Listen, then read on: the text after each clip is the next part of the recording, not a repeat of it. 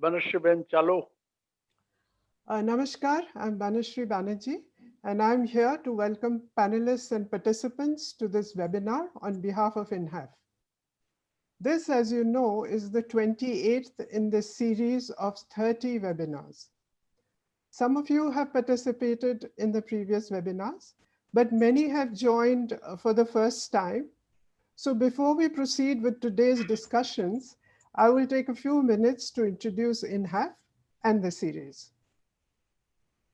INHAF, or Habitat Forum, is a national level membership organization and has NGOs, professionals, academics, and activists as members. As the name implies, INHAF works in the field of human settlements and works as a forum that brings together diverse groups such as government, civil society, communities, education and research institutes, and businesses.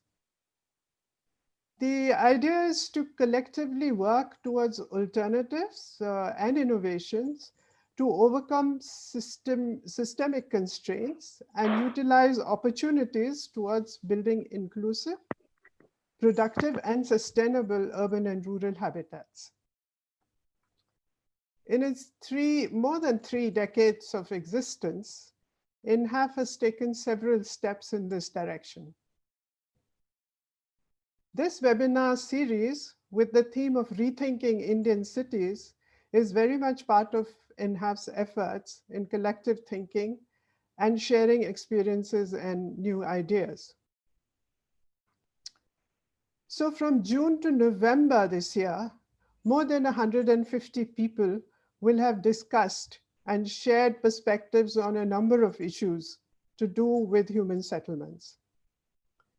Many times more have joined and will join as participants and enrich the process with questions, comments, and much food for thought.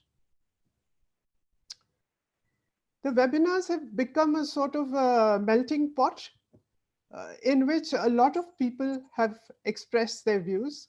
This includes experts, migrant workers, trade union leaders, specialists, planners, economists, slum dwellers, development thinkers, historians, young professionals, activists, and everyone.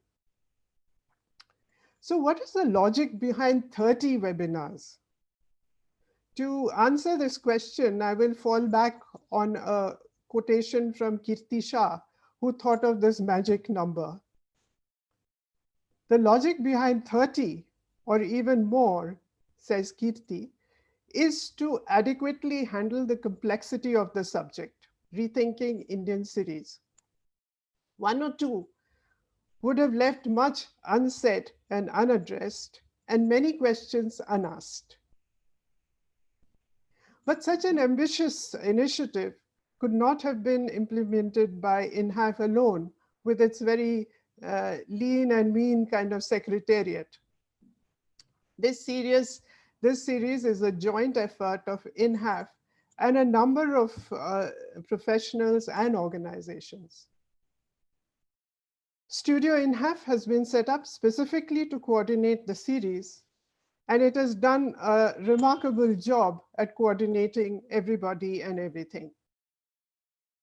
But each webinar is anchored by any of the partners. Like this one is by PRIA, the Society for Participatory Research in Asia. Although the focus is on Indian cities, but that does not mean that the webinars are restricted to Indian speakers and participants, as you can see even today. The events have a mix of people and experiences from India and elsewhere, and many have been anchored by international organizations as well. So this has enriched the process of reflection and learning that goes into our understanding of Indian cities. The webinars are seen as part of the much needed societal dialogue on how we handle urbanization processes and develop cities so that they remain engines of economic growth without their exploitative instincts, elements, and systems.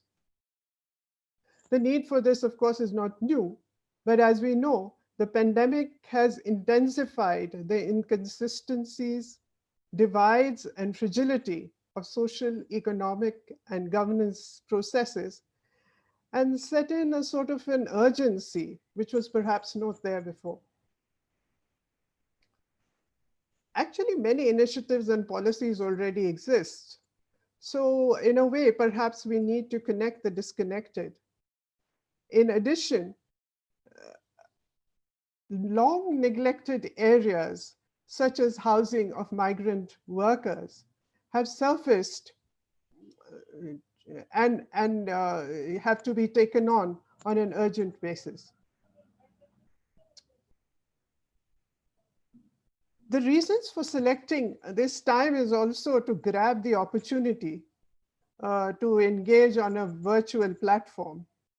People are in a sort of a reflective frame of mind, even if we hope for temporarily, and prepared to invest some amount of energy and time in things that they would not otherwise find space for in their busy routines.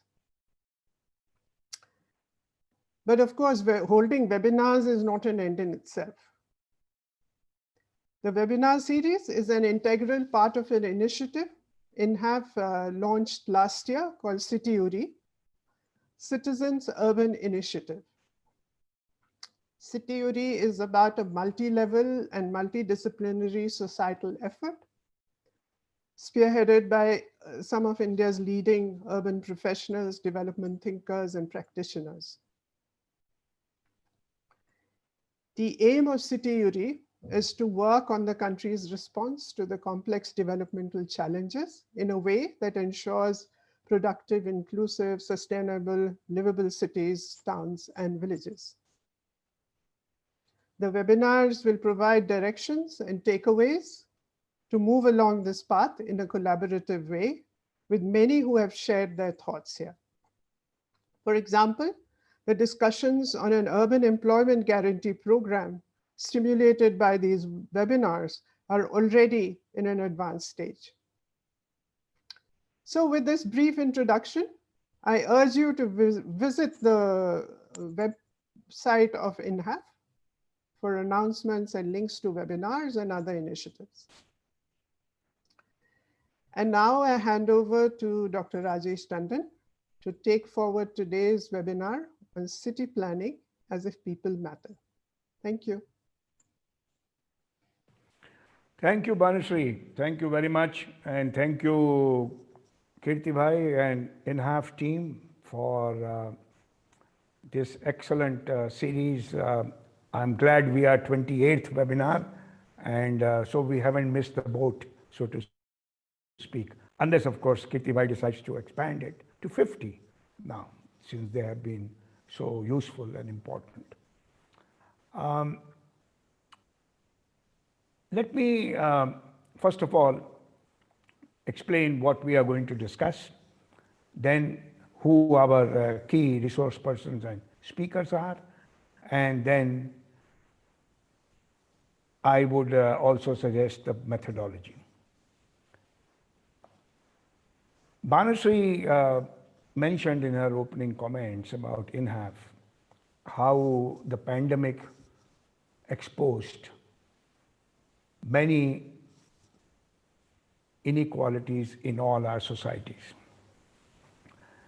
In India, we knew about the inequality around income, we knew inequality around health, around education, but we did not know fully the inequality within cities.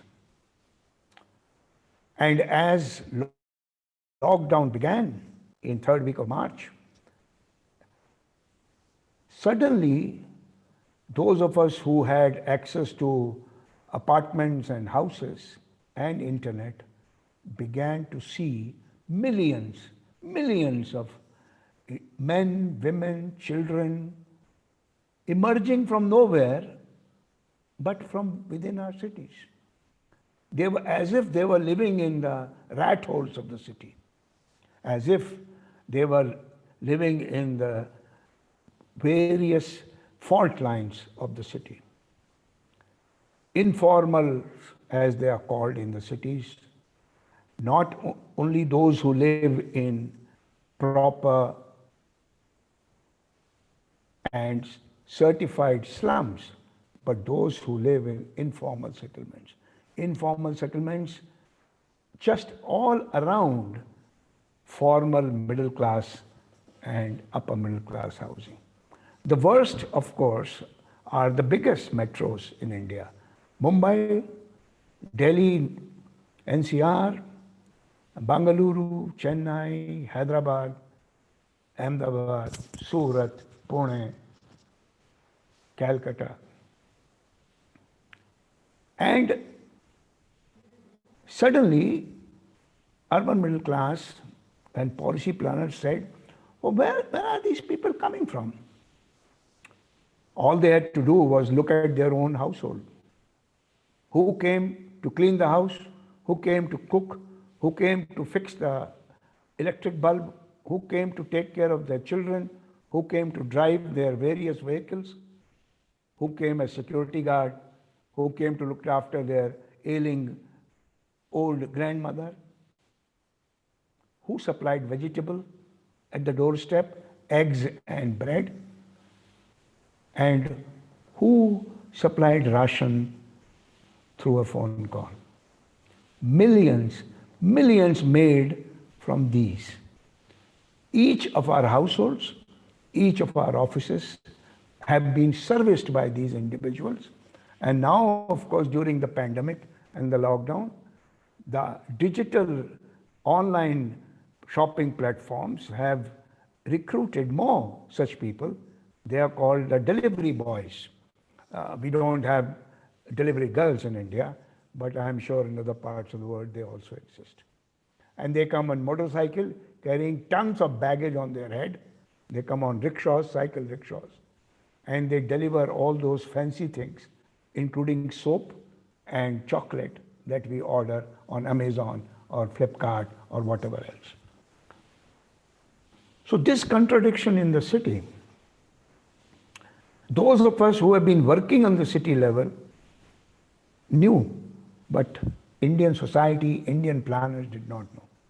And in its submission to the Supreme Court of India as late as July and August this year, our Ministry of Labor said they have no idea how many such people are. And they have no idea how many of them migrated back to their villages. So, why this situation has arisen is because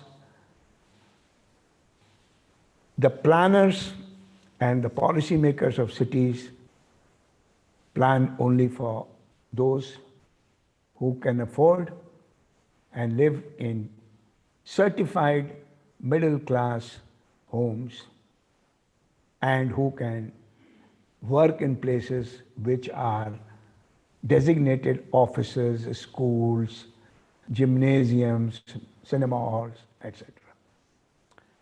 A country where nearly 90% of the workforce is in the unorganized sector, and if you remove the agriculture part, that is still half of that. It is unbelievable that our planning in cities has ignored consistently, ever since the British established the town and city planning departments, a copy of the colonial UK in different provinces. So, cities are planned in such a way that they exclude the poor. I don't even call them poor anymore because 10 years ago, PRIA did a study of 25 cities in India. And we had two components of the study. First component was, what is the economic contribution of informal settlements? And it varied even in large metros like Delhi to up to 10%. 10% of the city GDP came from people who live in informal settlements. That's a huge amount. And in smaller towns, it was 14, 15%. The second question that we asked in these cities, and it was, by the way, the largest survey of its kind with primary data. We asked people in the city, particularly those living in middle class housing, proper formal residential places, whether these informal settlements are if at all any use. And most of them said, no, get rid of them, they're dirty, crooks live there, thugs, robbers, thieves, and they rape our women and this and that. Second question we asked immediately after that, but what about your service providers for yourself? No, don't get rid of them, just get rid of these dirty ones. When you aggregate all these service providers in all these middle class households and offices, that's what the informals are. So don't disturb my cheap service delivery, but get rid of the rest. This is the mindset. And when we use this data to engage with middle class and policy makers, they were surprised, but not really bothered. So last month, I live in Delhi, and nearly half of Delhi's space is not officially built up. Rest is all illegal, semi-legal, etc., etc. Now, Delhi Development Authority decided to invite citizen participation because they're developing a Delhi plan. And they approached us in PRIA through the National Institute of Urban Affairs, if we can help the young people, the youth in Delhi to contribute. So we organized 3 sessions with youth. One with community youth, who are basically more or less semi-employed, unemployed. One with college and university going youth, and one with youth associations. Now, anyway, they gave interesting inputs and feedback, but all of them at the end of their webinar asked a question to Delhi Development Authority and National Institute of Urban Affairs. And their question was, all this feedback we have given you, all these ideas, would we hear anything back from you? And DDA had no answer. This superficial conversation, periodically conducted to look good, is rubbish. It is not city planning. It is not citizen participation or engagement. I believe that cities need to find a way to engage with its citizens, irrespective of their class, caste, their religion, their age group, and do it in a manner that makes everyone feel that they belong to the city and city belongs to them. As a result of this negligence, I would call deliberate negligence of not taking up citizen engagement seriously, services in the cities are not designed to reach to everyone. Water, sanitation. Yesterday I wish I had taken a photograph as I was driving to work. I saw a water tanker with 50 people surrounding it, some on top of it, with pipes going into small plastic buckets, taking drinking water. It continues. It continues in Delhi. This is metropolitan Delhi, the capital of India. And why it continues? Because city planning is done in air-conditioned rooms. Planners have not understood the process of participatory, bottom-up planning. Planners lack granular, local data to be used in planning. We still use 2011 census data. Our city populations have doubled since then. And that data also does not tell you location by location, settlement by settlement, any information. Wherever this city planning has included such granular data, which has been generated by communities and civil society only, they have been able to make more responsive plans. In 1976, Food and Agriculture Organization in its declaration talked about participation of the rural poor as a methodology and a strategy for rural development and empowerment of the rural poor. I don't know when Urban Planners Association, Urban City Managers Association will adopt similar policies and take this seriously. The problem, in my view, is not the policy also. The problem is that if you involve citizens, then you share your power. And city managers, city planners, elite in the city who control golf courses and such fancy places, while across the golf course in a shanty, 20 families would live without water and shelter. They are reluctant to share power. In fact, they are afraid to share power because the benefits they get, the undue rewards they receive in controlling the planning of the city, they don't want to share that. And as a result, wherever policies or pronouncements are made about citizen engagement and involving city dwellers in planning, they remain mostly pronouncements. I am looking forward to conversation today, and thank you, INHAF, for including this theme, city planning as if all people matter. All in capital, A-L-L, all, not some.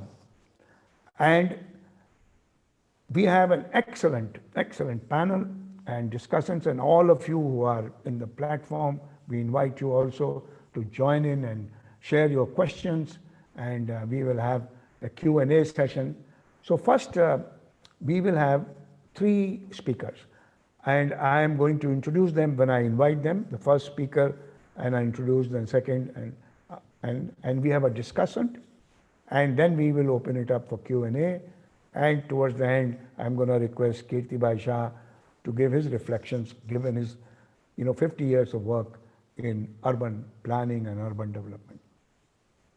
So the first person I'm going to invite is my long-standing dear colleague, not old colleague, dear colleague, Mirjam van Donk. Mirjam from South Africa. Mirjam has been leading Isandla Institute, which works on a number of urban inclusion, urban development issues, focusing on gender, on HIV/AIDS, and she is a planner by her background, but a development practitioner. Her special focus has been on building a learning network around local governance and planning. And wonderful to have you with us, Mirjam. Each of our 3 speakers will have 15 minutes.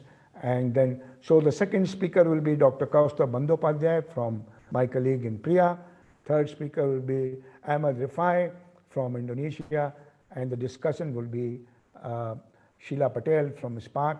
I'm going to introduce them when I invite them. And then all of you in the webinar will be our participants. We invite you to post your questions, but also share your observations, comments, and reflections. Okay, so let's start with you, Mirjam. Welcome.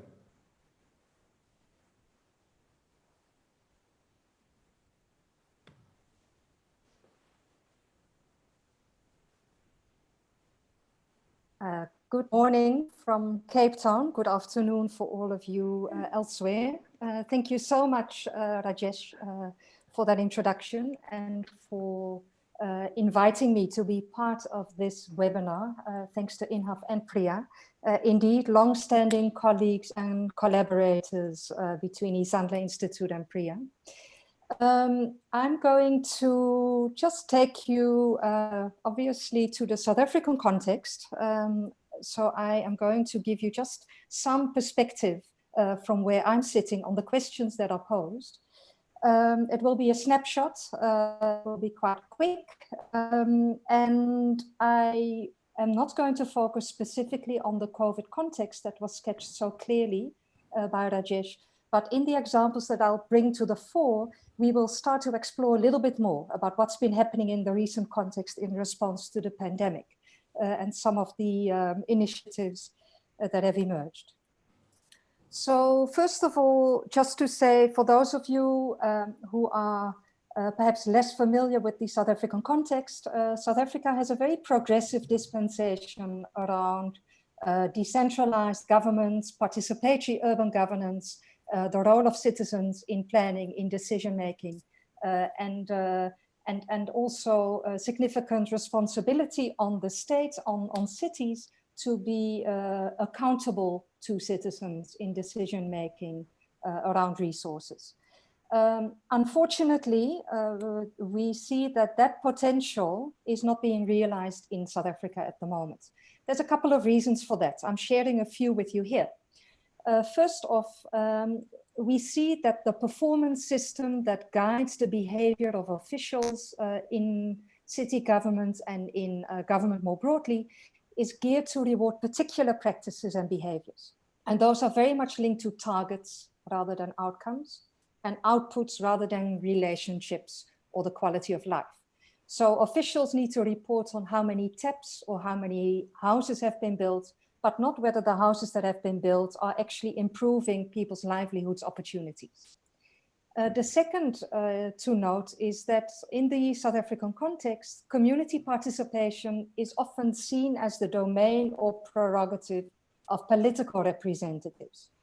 Sometimes it's a cause of strife between those who are elected politicians and appointed officials. And sometimes it's also convenient for appointed officials and planners to say, we don't have to take participation too seriously. Our politicians will have to do that process. And that creates a disconnect in the system. The third to note is that there are many bottom-up community-driven initiatives, particularly communities, people living in informal settlements who self-organize and try to engage the state and city government on particular issues.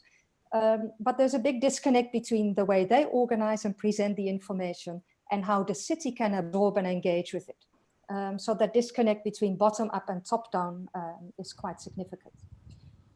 I think a very important factor in the South African context is what I would call the trust deficit. There is really a deep lack of trust between governments and citizens, between communities who do not trust the elected sphere of government, who do not trust that government has their interest at heart, quite similar to what was sketched just earlier, and even a trust deficit within government, where the one part of government doesn't quite trust the other. And all of that obviously has clear implications for the quality of urban governance that's available.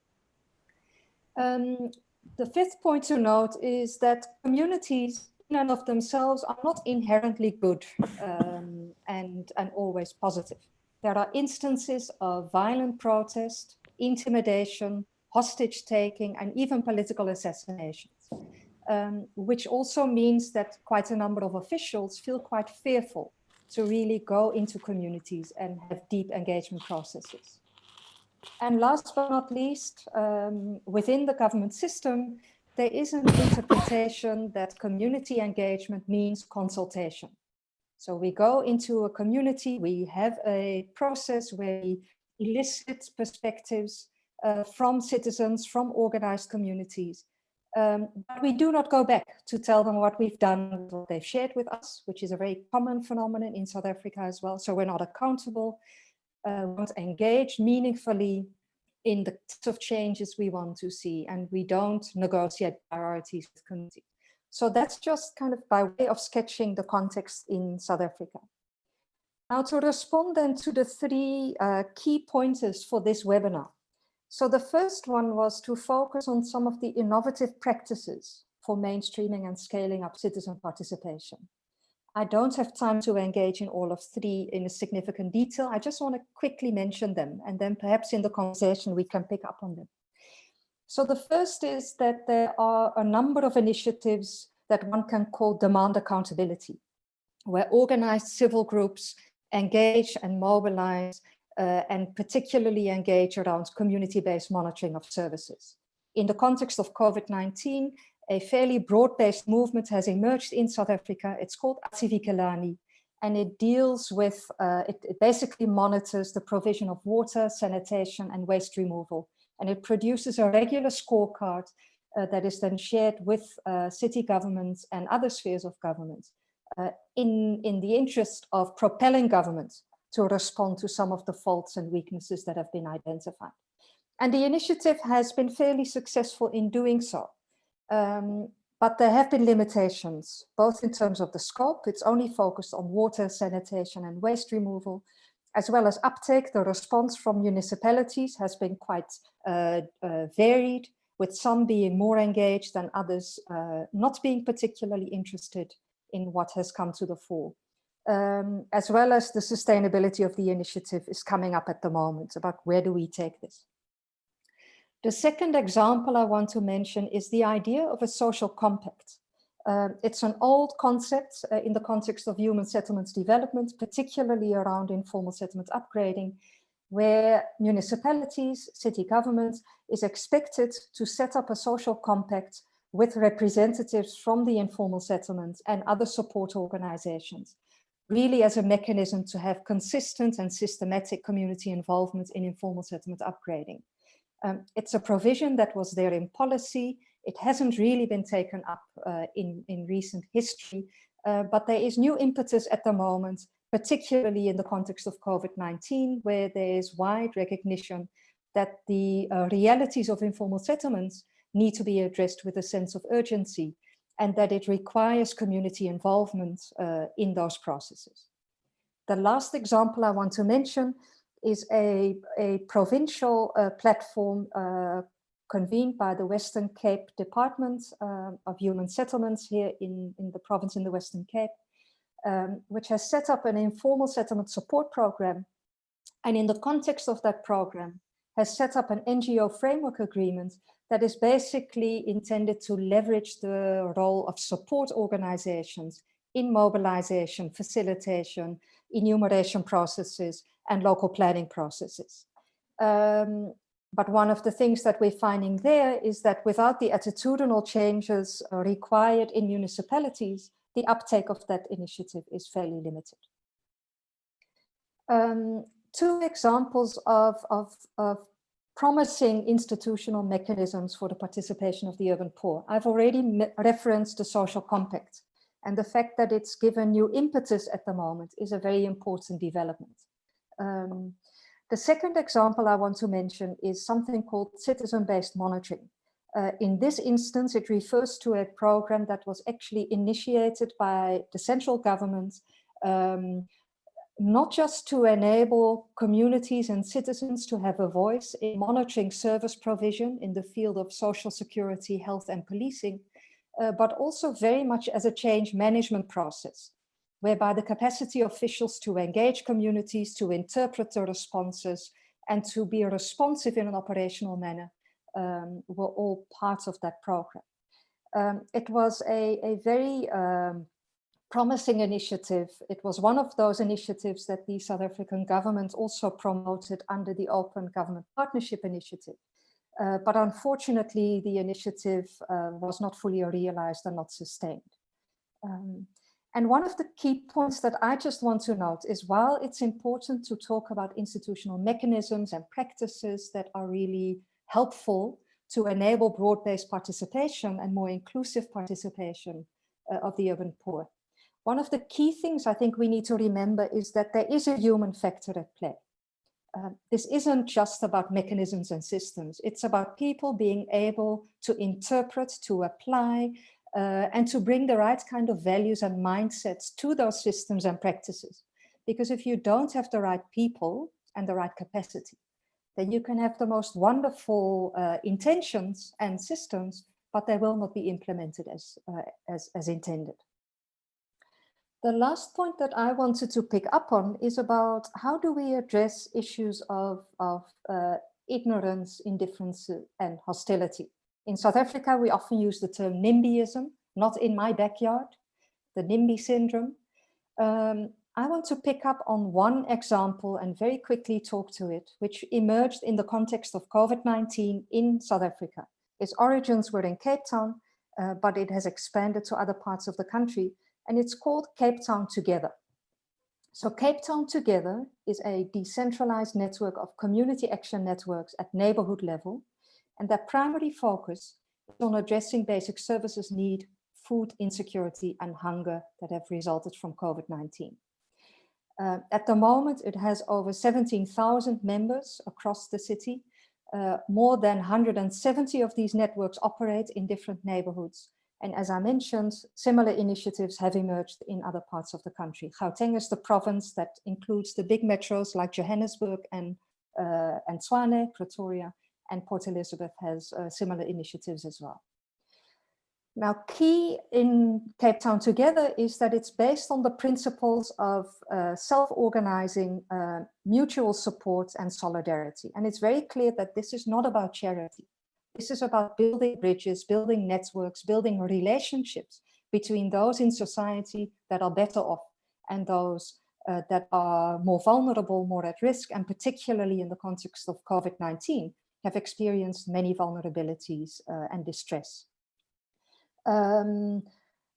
Relationships are deemed very important in the Cape Town Together and the CANs. That includes relationships, of course, between members and across different classes, but also relationships and the ability to leverage relationships with state actors among those who have those access points to the benefit of the initiative.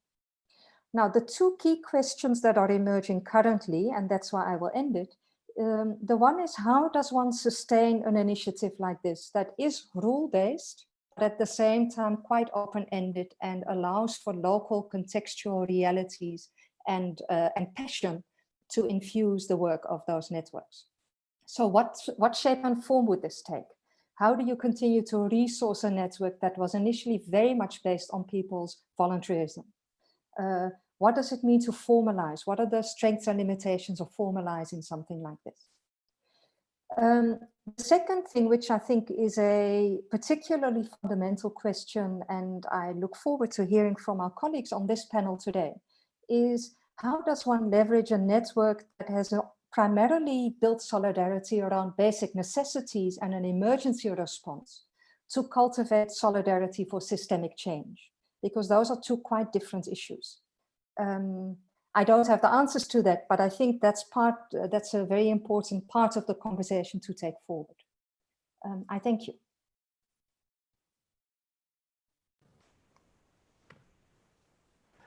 Thank you, Mirjam. Excellent, excellent presentation with lots of very interesting positive examples and questions.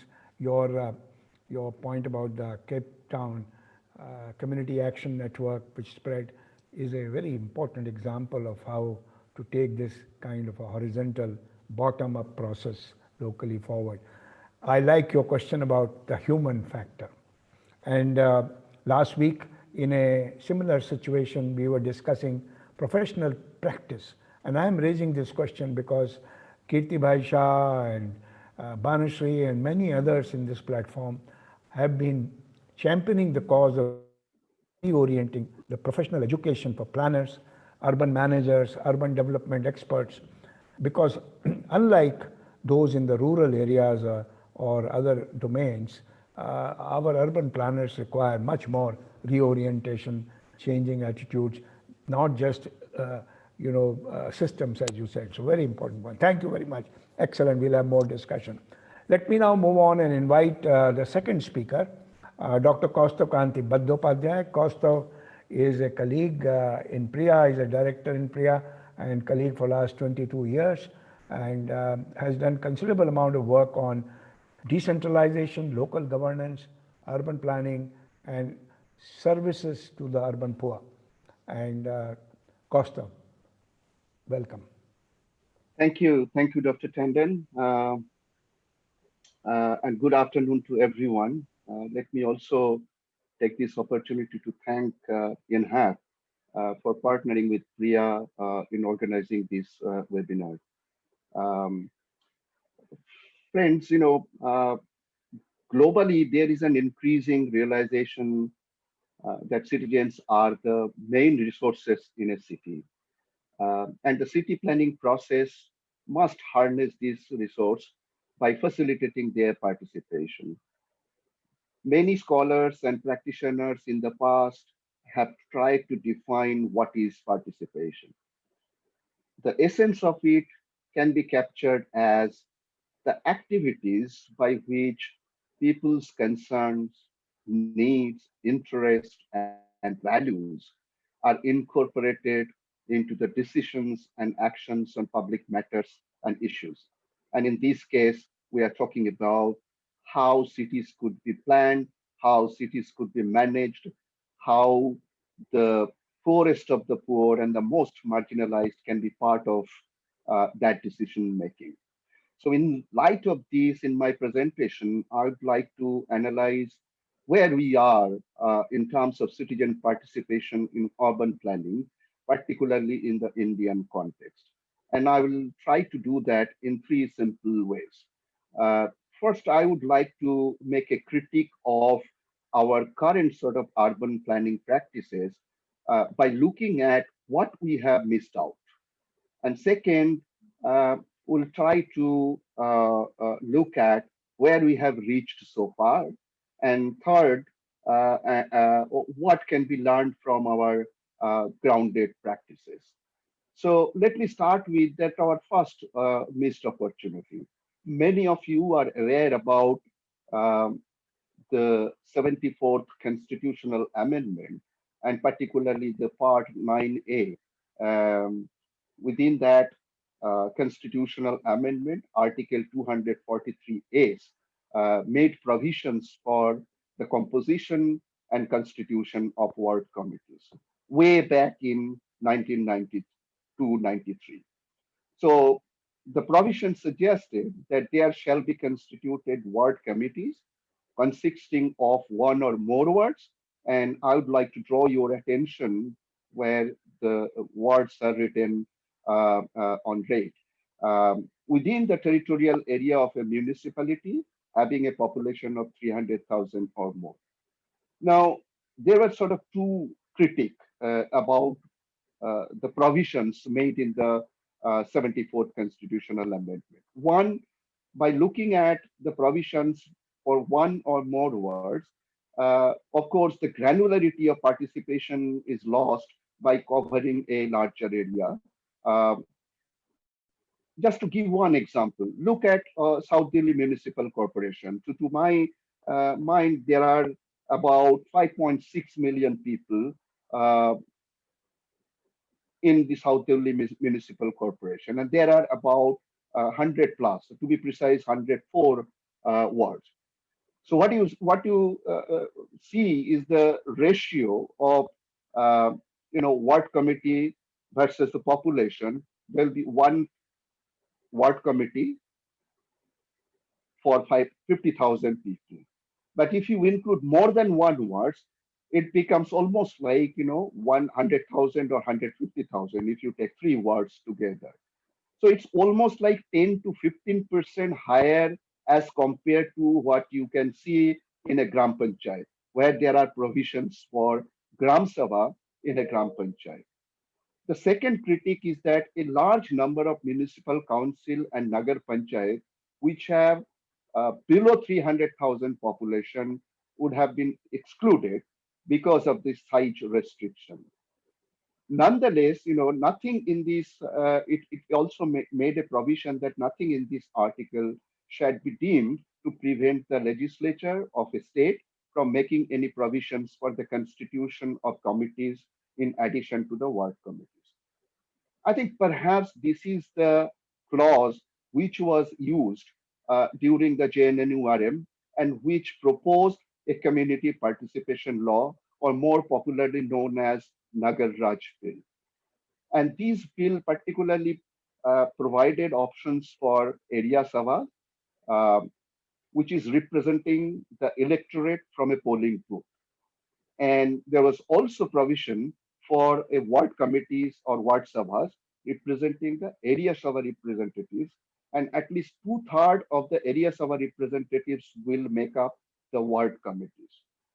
Now, there is again one critique that no provisions for migrants or occupational groups like the ones Dr. Tandon mentioned in his sort of inaugural or opening comment, because the eligibility of the participation was based on the residences and electoral list. Now, until 2012, only 12 states enacted community participation law, but unfortunately with notable non-adherences, both in terms of scope, nomination, and the function. Now, if you look at the provisions from Andhra Pradesh, then undivided Andhra Pradesh, or Chhattisgarh, or even Gujarat, or Maharashtra, all these acts, they limited the scope of CPL or community participation law only on those mission cities, not necessarily for the entire state. Second, there was also non-adherence because CPL suggested elected members from the uh, electorates to make up the area savas, whereas most of the states have talked about the nomination, either by the RWAs or by some neighborhood committees. So in a way, that diluted the very purpose of proposing this law.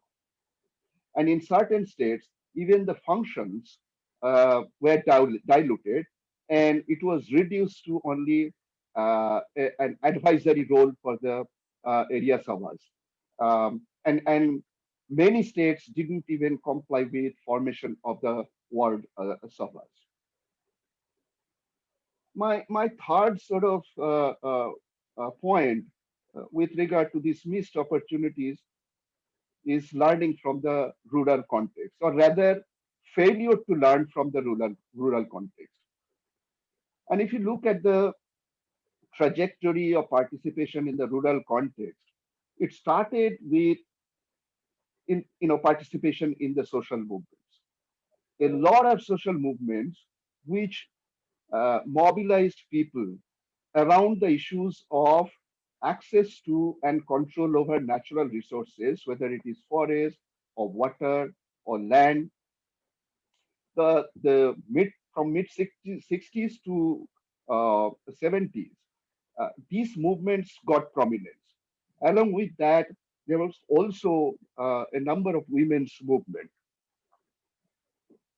So as we moved to 80s and 90s, uh, most of the participatory experimentation was done around the development projects. And if you recall, the formation of forest protection committee or irrigation committees or village education committees. So that provided the institutional mechanism for facilitating participation at the local level. And then in 90s, we had Gram Sabha. We also experienced the sort of right-based development narrative, and as a result, a number of even national flagship programs provided opportunities for citizen participation. Uh, the most prominent example will be the provisions for social audit in National Rural Employment Guarantee Program. Now, if you compare this trajectory in the urban areas, tell me what would be the most comparable social movement in urban context in India? Perhaps the land and housing movement, or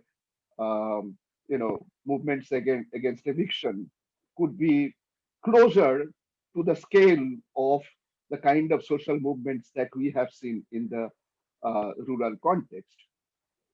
But essentially, the urban practitioners, both at the ministerial level, municipality level, and in the civil society side, we have failed to understand that how participation can be institutionalized, how participation can be scaled up in the urban context. Now, what have we got now?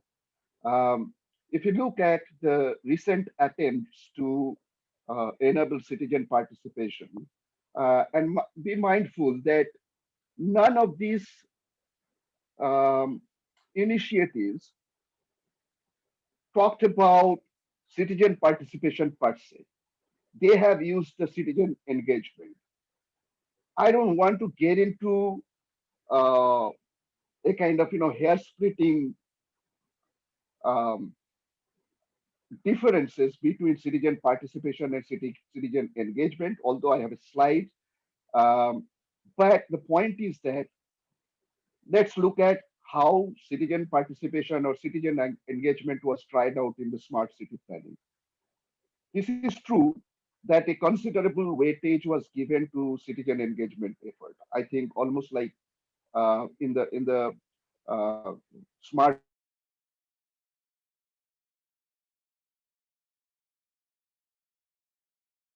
engagement. But participation was reduced to giving opinions on a predetermined choices or projects. So here's a bunch of consultants who have come up with certain bankable projects in each of these 100 smart cities.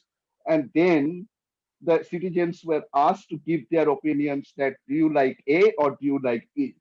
Uh, that's not participation.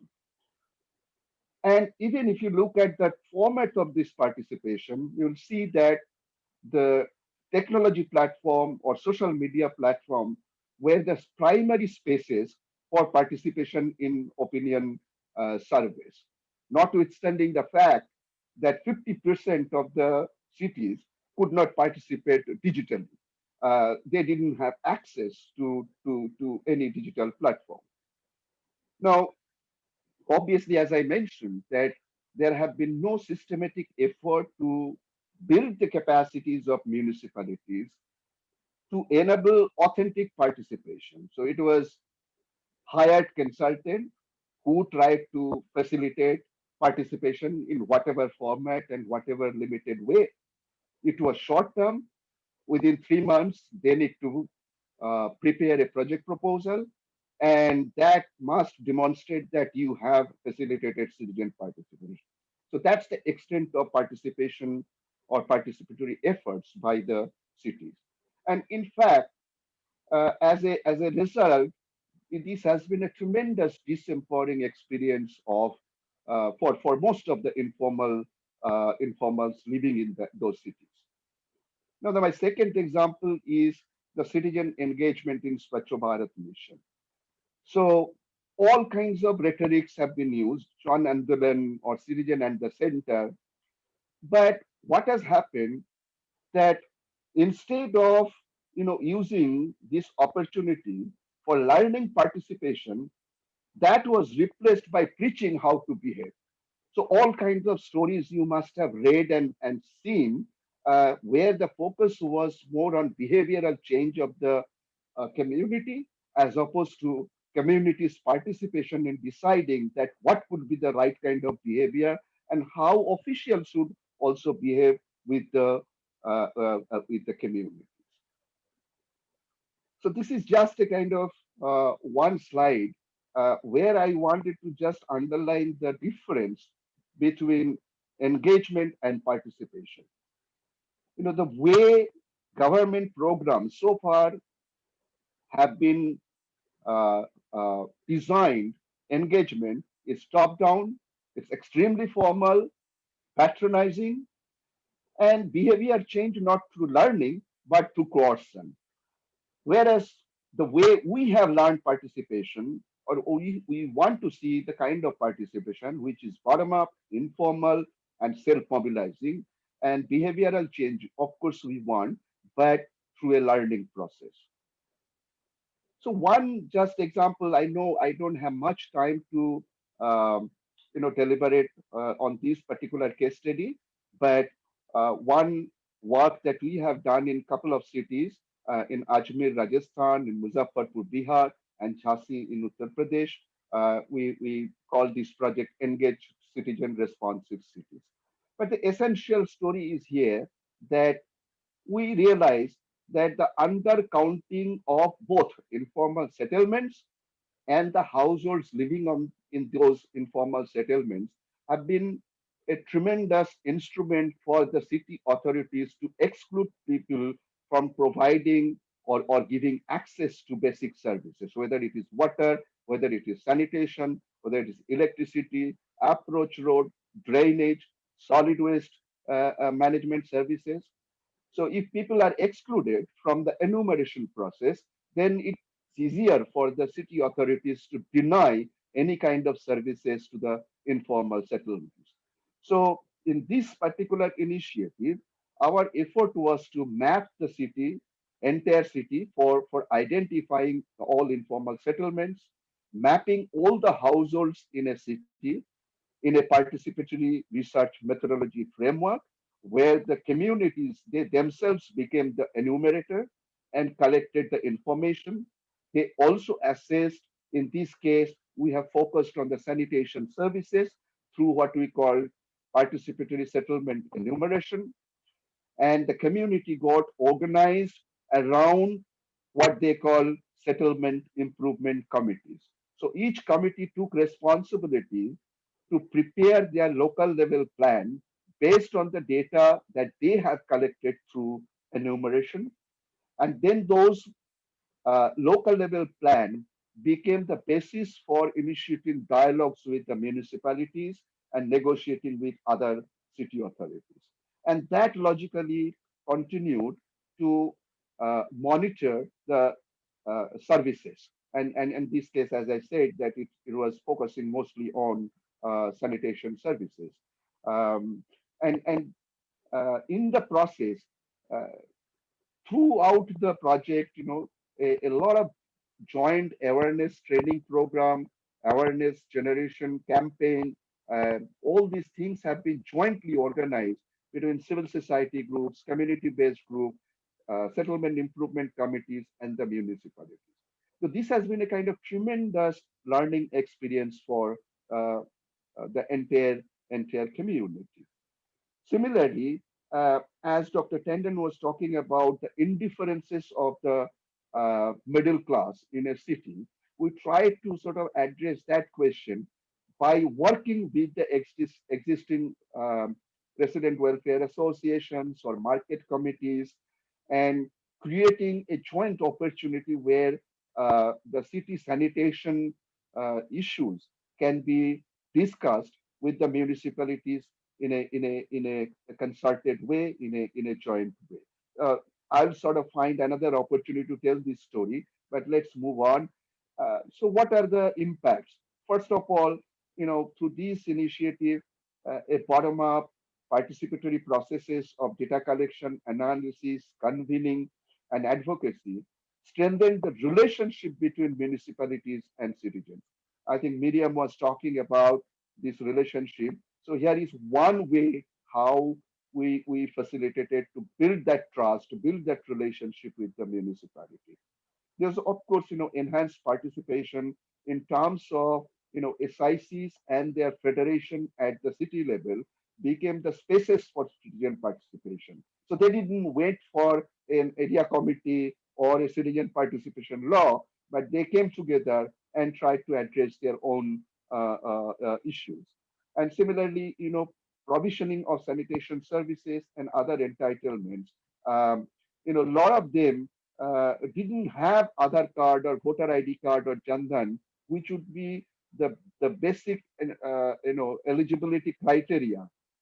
Unless you have those documents, you cannot access any government subsidized program.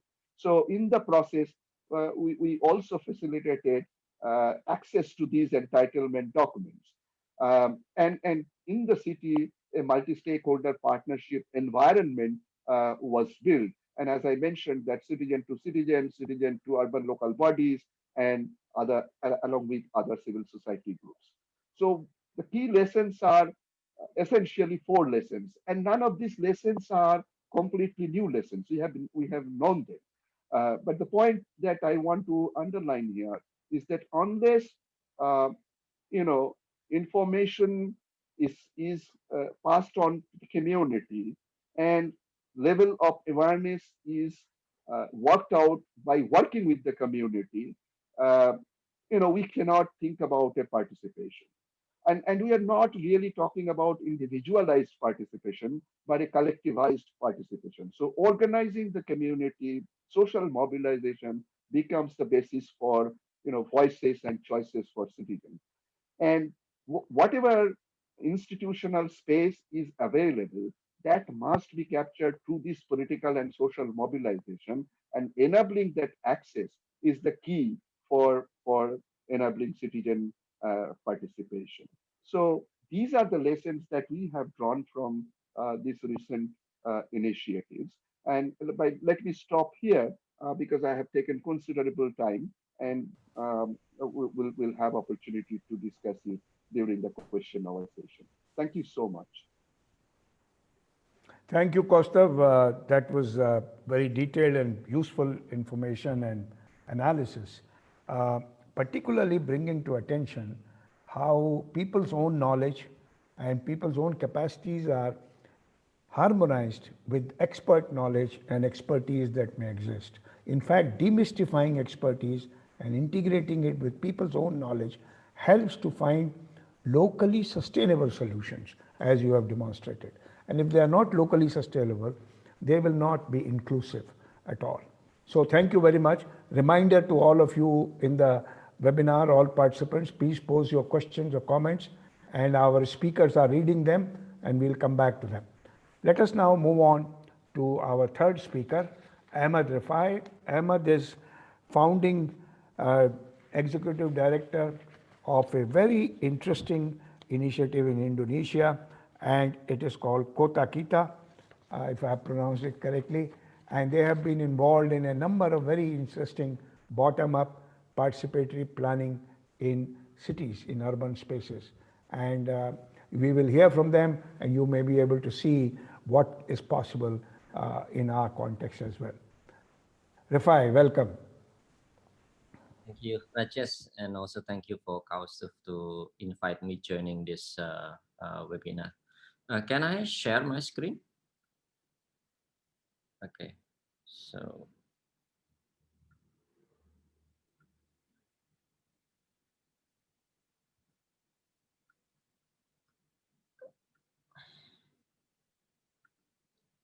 Yeah, thank you very much. And I will share the experience from Indonesia, and I hope still relevant to the other contact that we discussed. I will present my old presentation, but I hope also will be relevant to answer some of the questions in the webinar that you sent me a few days ago.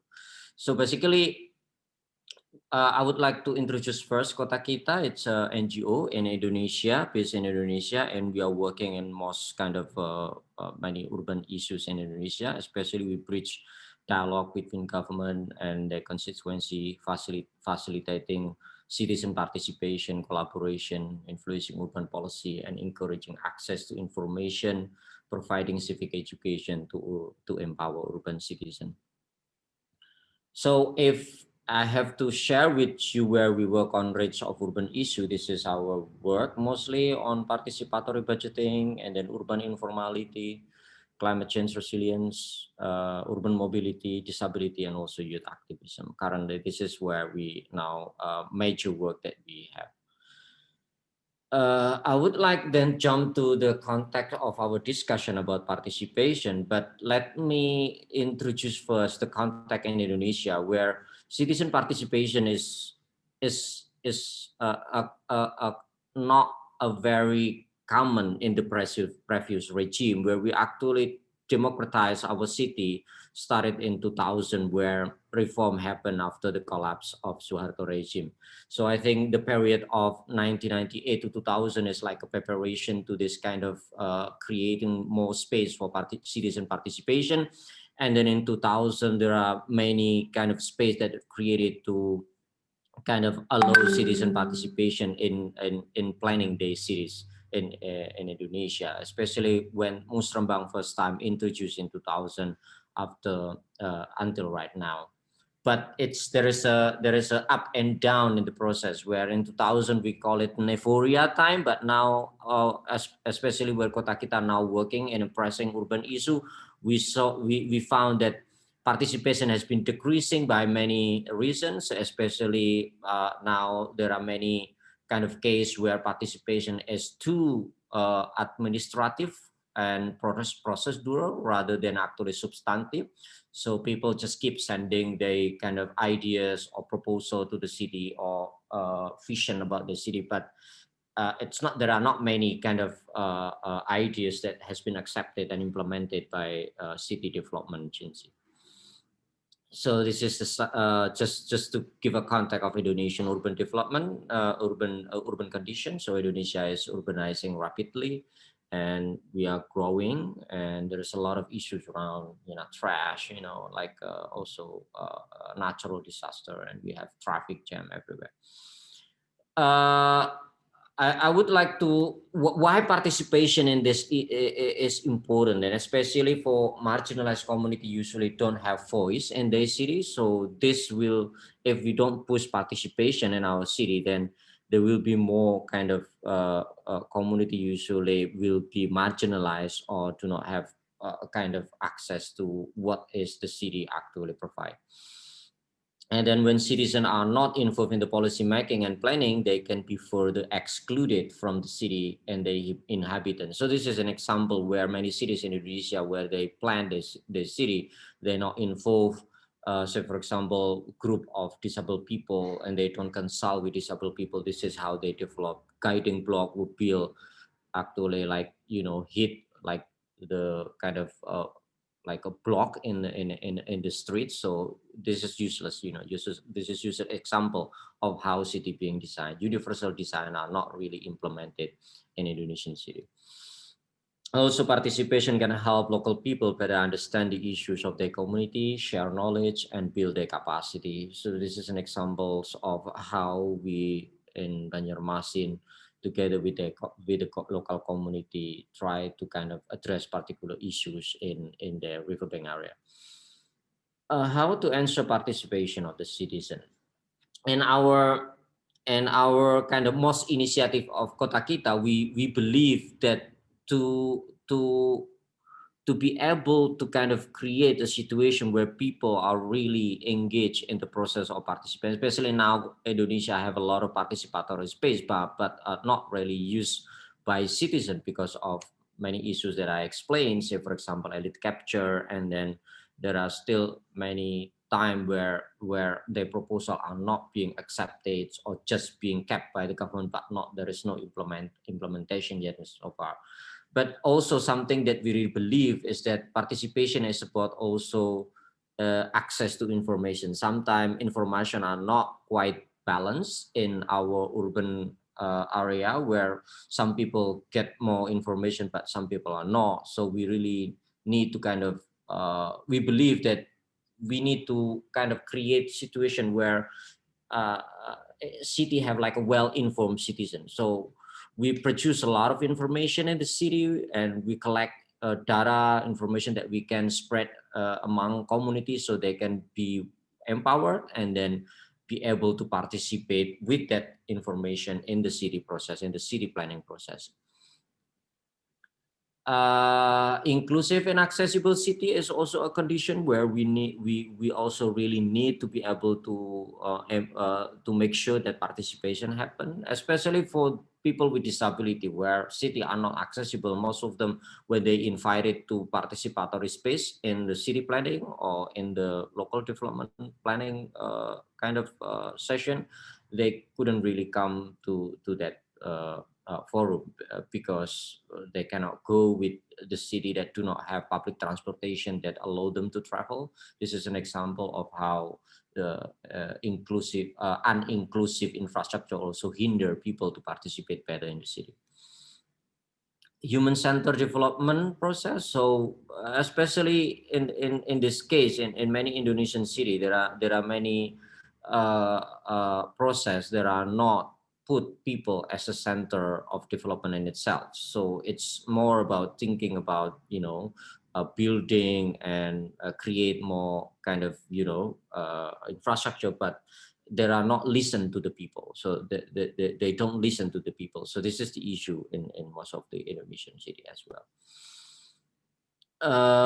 This is and we also have to create a situation where in the city people are willing to build like a shared vision, you know, like government have to really trust the people and the citizen in order to share a kind of a same kind of vision about the city. So this is an example in Indonesia where city government sit down together with the people to discuss about one market that they want to kind of rebuild, and they invite a trader and stakeholders so they can kind of make a same kind of vision about what the future of the market that they want to build.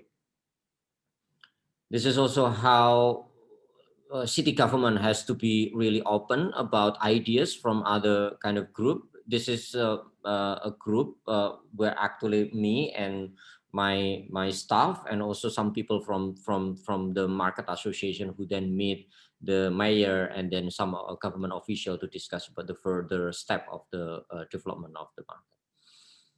How does Kotakita, especially our organization, promote participation through our work? There are many sectors that we work with, especially on the participatory design, participatory planning, participatory data collection, action research, and capacity building facilitation. So this is an example of how we push further and empower people about, especially they need to know. Is that a timer? Oh no, okay. So this is where we believe that by collecting more information from the ground, we can create a kind of well-informed society where they can also help to plan development in their city. So we collect a lot of fine-grained data and building a capacity of local community group, especially like women group, youth group, person with disability. So Kotakita really make a lot of effort to kind of help the government, also a self-initiative data collection in the community level. And then communicating back that information to them. So we create a lot of kind of information platform online and offline, so people can use it to plan the city. So this is an example. Women group are using like a downloadable kind of map and also information from our website, so they can use to inform the decision making on the Musrembang in the neighborhood level or ward level kind of development planning discussion. And this this man using a map that was created in I think 2000s. It is back to 2010, where people in also Musrembang use a kind of design map to kind of inform the discussion in the participatory budgeting forum. This is another example. We also put a lot of information in the kiosk. Another information that we created can be diagram or videos or anything that we can post in our YouTube and our online media. We also come and facilitate the process. Say, for example, this one in a particular kampung in Solo, where a birch cage community tried to redesign their home, they kind of neighborhood. They work together with the government, but then we have to facilitate how to better discuss the way moving forward to design the neighborhood. This is also one of the community group in Banjarmasin who proposed like a design to upgrade the riverbank area. And then we help them to facilitate the discussion with the government and also how to better design the process, especially the building that they want to build. Apart from that, Kotakita also really rely on kind of how to build more kind of like promoting citizenship. Especially we expect that young people can propose more kind of activism in their neighborhood, especially. So we train a lot of youth from local neighborhood with a skill like urban mapping, and then how to develop kind of activisms and then create proposal, fundraising, stuff like that. So they can start initiate like small activity in their neighborhood together with their volunteers and start community activism in their neighborhood. There is a lot of examples. For example, in Surabaya, young people organize youth in bicycle with a bicycle, so they can promote more bicycle in the city and create like a green movement in Surabaya city. They call it Surabaya Cycling Institute. So this is an example how we push young people to be active in the city, addressing some of the urban problem. Also creating inclusive space where we create, we actually promote from year to year, like we call it urban social forum, where we move from one city to another city to create this platform, because we want people to be happy and then be kind of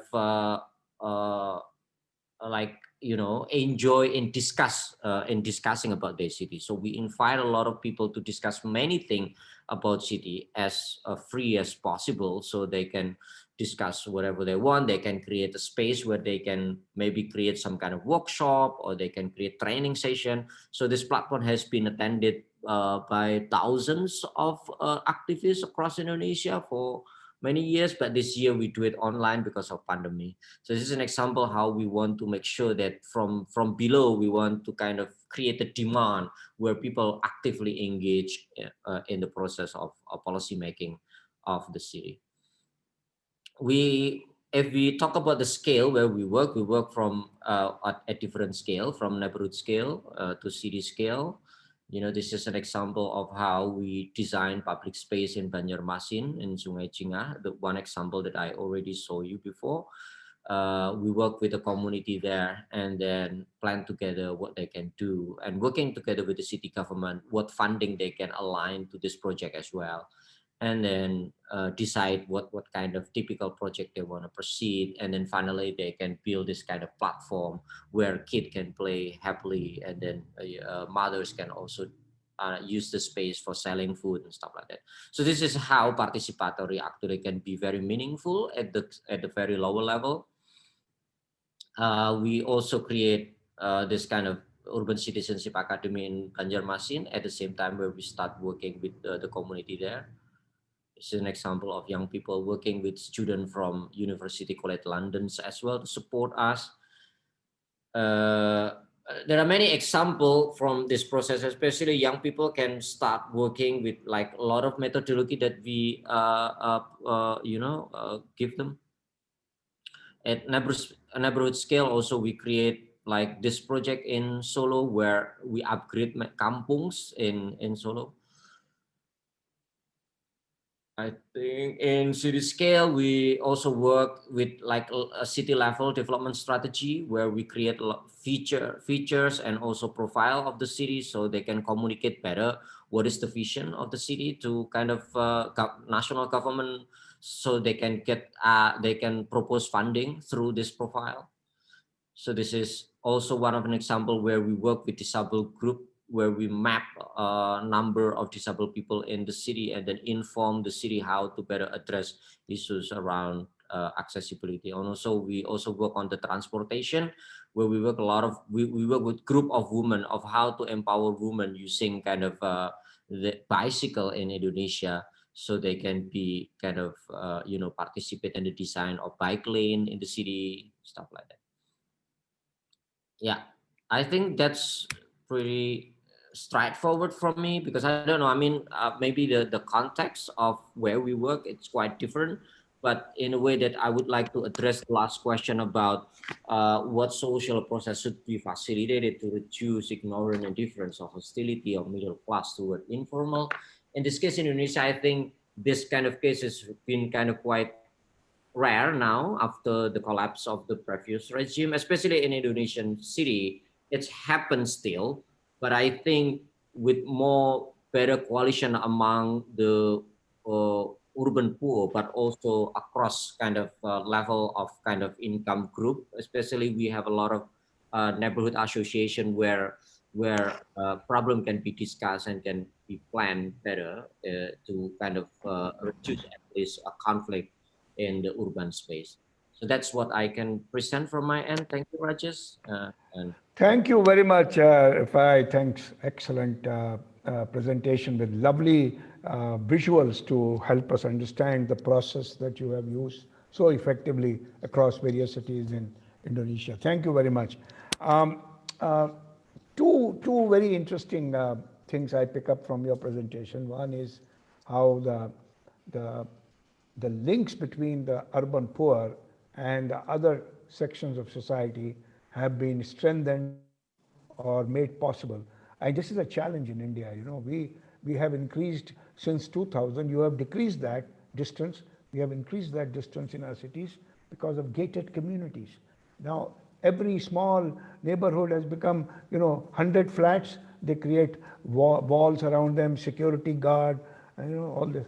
And their representatives, their leaders get space in city planning. You know, the famous experiment done 15, 18 years ago in Delhi, Bhagidari scheme, it's called participation scheme.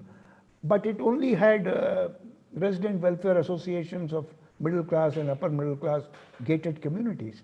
And that is not even 40% of the population of Delhi. The informal settlements had no voice because they're not visible. So I pick up from these three presentations before I invite Sheela, three I's: informality, inequality, and only then inclusion. You cannot ignore informality, you must confront inequality in order to have inclusion. My three I's. I'm going to now invite Sheela Patel. Sheela is a good friend for 40 years. She founded SPARC, the largest coalition of slum dwellers, women in informal settlements in India, which has worked on a variety of issues, especially housing and land tenure in Mumbai, in Maharashtra, in a dozen cities in India. Sheela is also the former chairperson of the largest international coalition of slum dwellers international, covering more than 25 countries around Asia, Africa, and Latin America. Sheela, you are a discussant, but that doesn't mean you can't share your opinion. What we want to hear is your opinion. You may refer to what others have said, but the title, I'm sure, will never distract you. So all yours, Sheela. So thank you, Rajesh. Thank you, Banashri and Kirti, for inviting me here. And I really enjoyed all the three presentations because they inspired me and they reminded me of the deep tenets of the transformation that we all collectively seek. So I have restructured my notes about 3 times because every time somebody said, one of you said something, a new idea came to me. So I actually want to start with the concept of the myth of marginality. Janice Perlman, about 25, 30 years ago for her PhD thesis, when she was studying the favelas of Brazil, of Rio de Janeiro, she basically talked about how informality that is exclusionary, unequal, and informal and isolated actually represents the largest group with straightforward, aggregated commonalities in the city. And yet we marginalize them, we isolate them, we pretend they don't exist. And we all take advantage of them, as Rajesh said. So the first thing is, how do you bust this myth of marginality? The second very important thing is that in South Asia, and still in some countries like in Southeast Asia, in fact, including Indonesia, the transition of rural to urban to produce a more or less stabilized urban-rural level of where people live has yet not been completed. It's most apparent in South Asia, in India especially, as well as in East Africa. but a combination of huge inequalities that are not only local, national, but global, are producing a range of migratory practices that are producing xenophobia of a kind that even I, as an activist for 40 years, have not seen to the same extent. So the kind of xenophobia you see with inter-country migrants, we are now seeing in South Africa, in India, in many other countries, from different states or provinces. I come from the city of Mumbai, and the kind of love-hate relationship then that the local population has with migrants from Andhra, Odisha, Chhattisgarh, Bihar, Uttar Pradesh is just unbelievable for somebody who lived in a city that we all believe was created by migrants. So these are the three sort of very important factors we have to keep at the back of our mind when we design or try to put together anything. And finally, the last 30, 40 years of complete ignoring of informality has produced intergenerational impoverishment that no quick fixes are going to sort out in the immediate future. So if you take these as a backdrop to all the aspirational work that we want to do, there is nobody who is more deeply caught in this Samudra Manthan than the planners.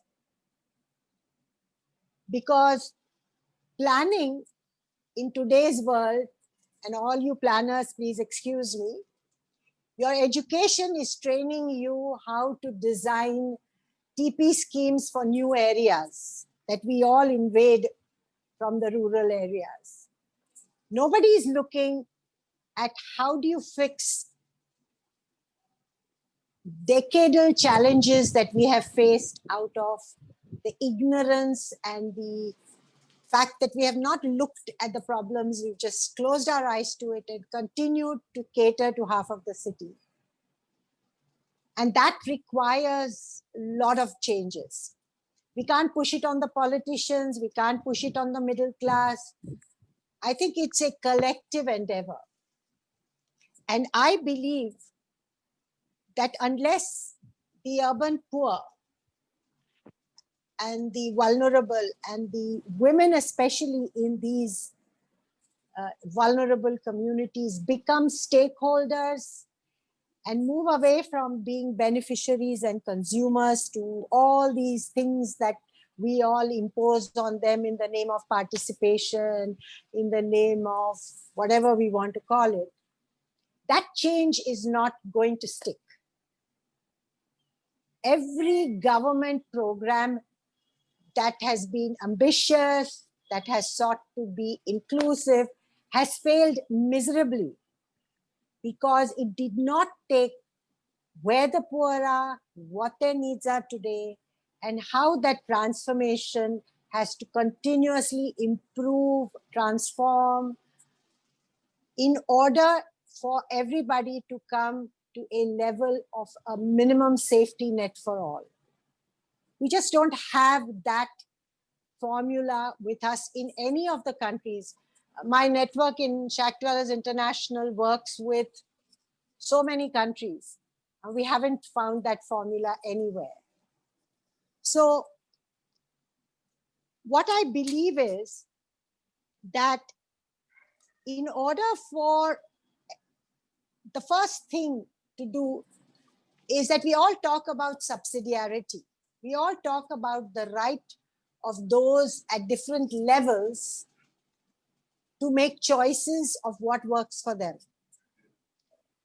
The question is, where does this land? In the formal structure, if it comes to the city says, now we are the end of subsidiarity. We will decide. because we are the bottom, or we are the end of the city's face of the government.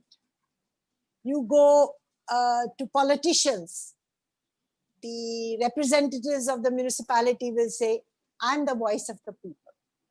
The question is, nobody looks behind them to see how many more people, how many more layers there are. And we don't have, Kaustuv talked about all this attempt of our constitution's amendments to devolve. The question is, how do you structure that devolution so that that subsidiarity principle is accommodated?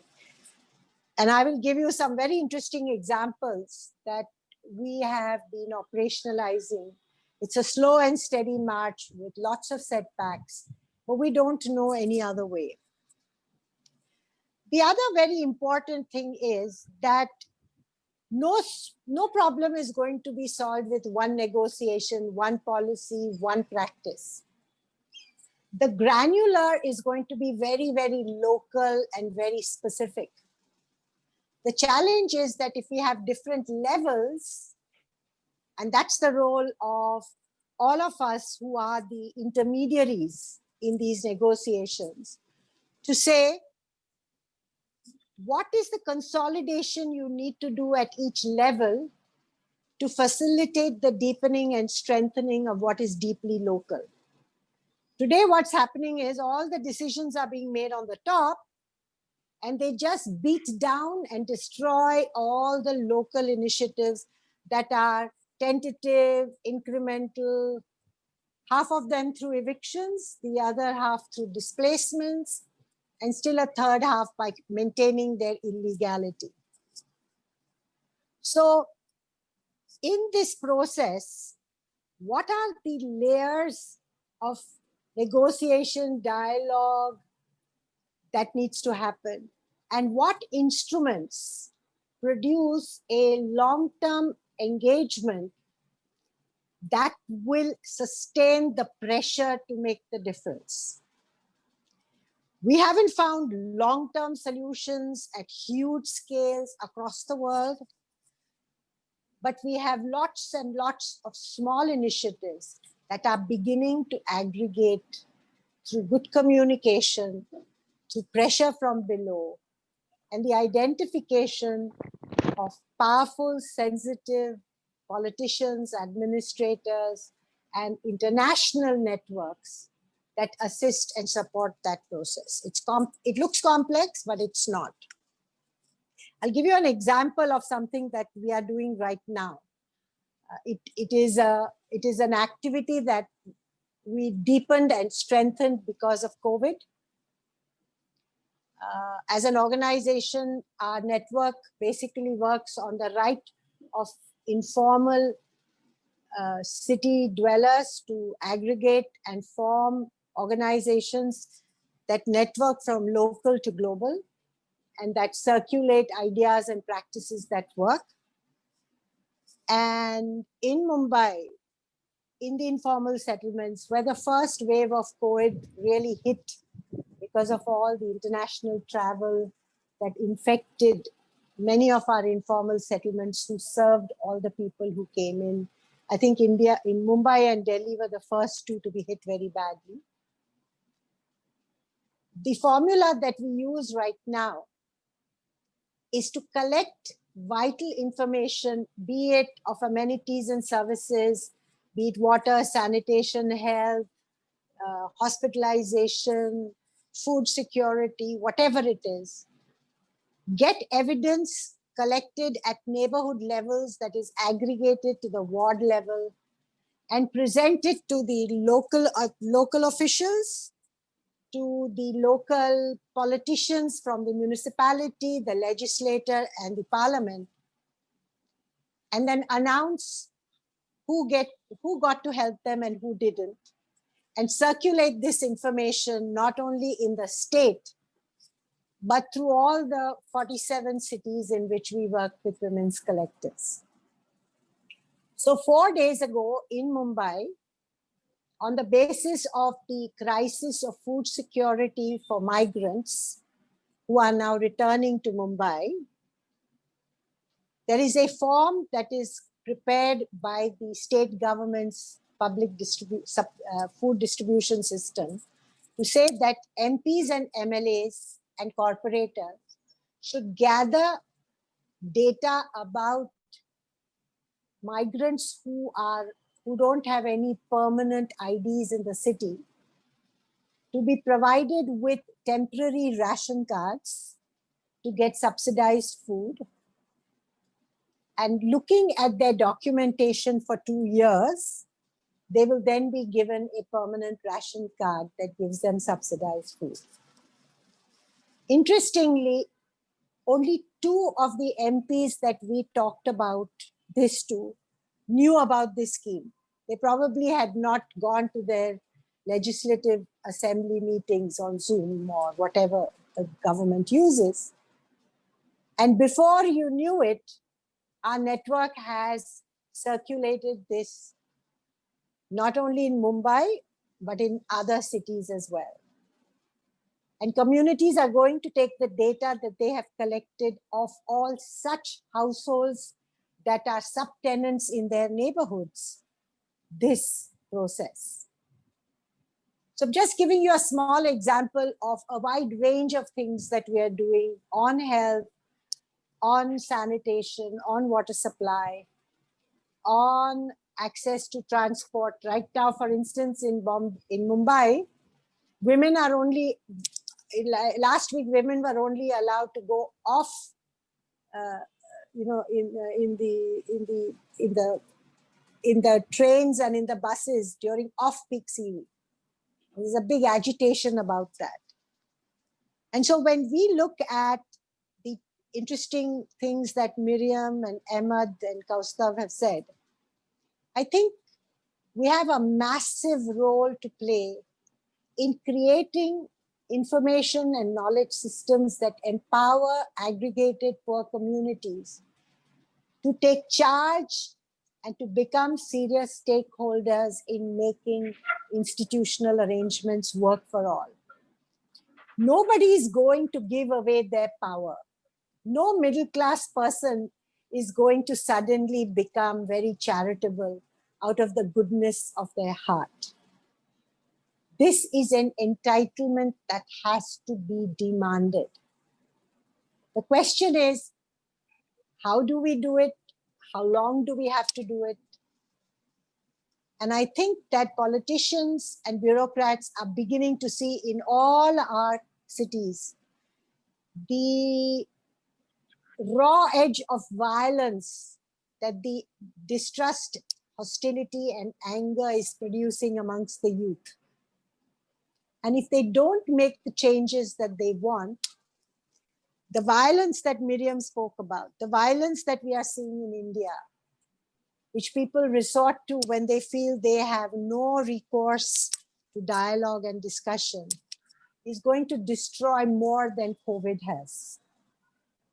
So I think that's where the instruments of planning, the instruments of participation, and starting with those who are the most vulnerable is critical. So I'll stop there. There are so many people asking questions, Rajesh. I can't seem to read it and follow all the discussion. Thank you, Sheela. We can't answer all the questions in a short while. And I'm going to, I've been reading the questions. Kirti Bhaisha, your turn will come at 4:20. We have 15 minutes to answer some of these questions. 10 minutes, maybe 12 minutes. Let me suggest to Mirjam, because I have noted down the questions. Let me suggest to Mirjam, if you're coming from Cape Town and big cities in South Africa, and the model that you demonstrated, there are some questions. One from Mary Russell is about private developers in the city, and they seem to grab more and more public land. Then how do you create space for participation in city planning with the private players? Would you like to respond to that? And then ward level planning, maybe Kaustuv, you can, talk about ward level planning. There are a couple of questions on that. And Ahmad, Rifai, if you would like to talk about participatory design. But we have only 2-3 minutes for each of you. Thank you. Mirjam.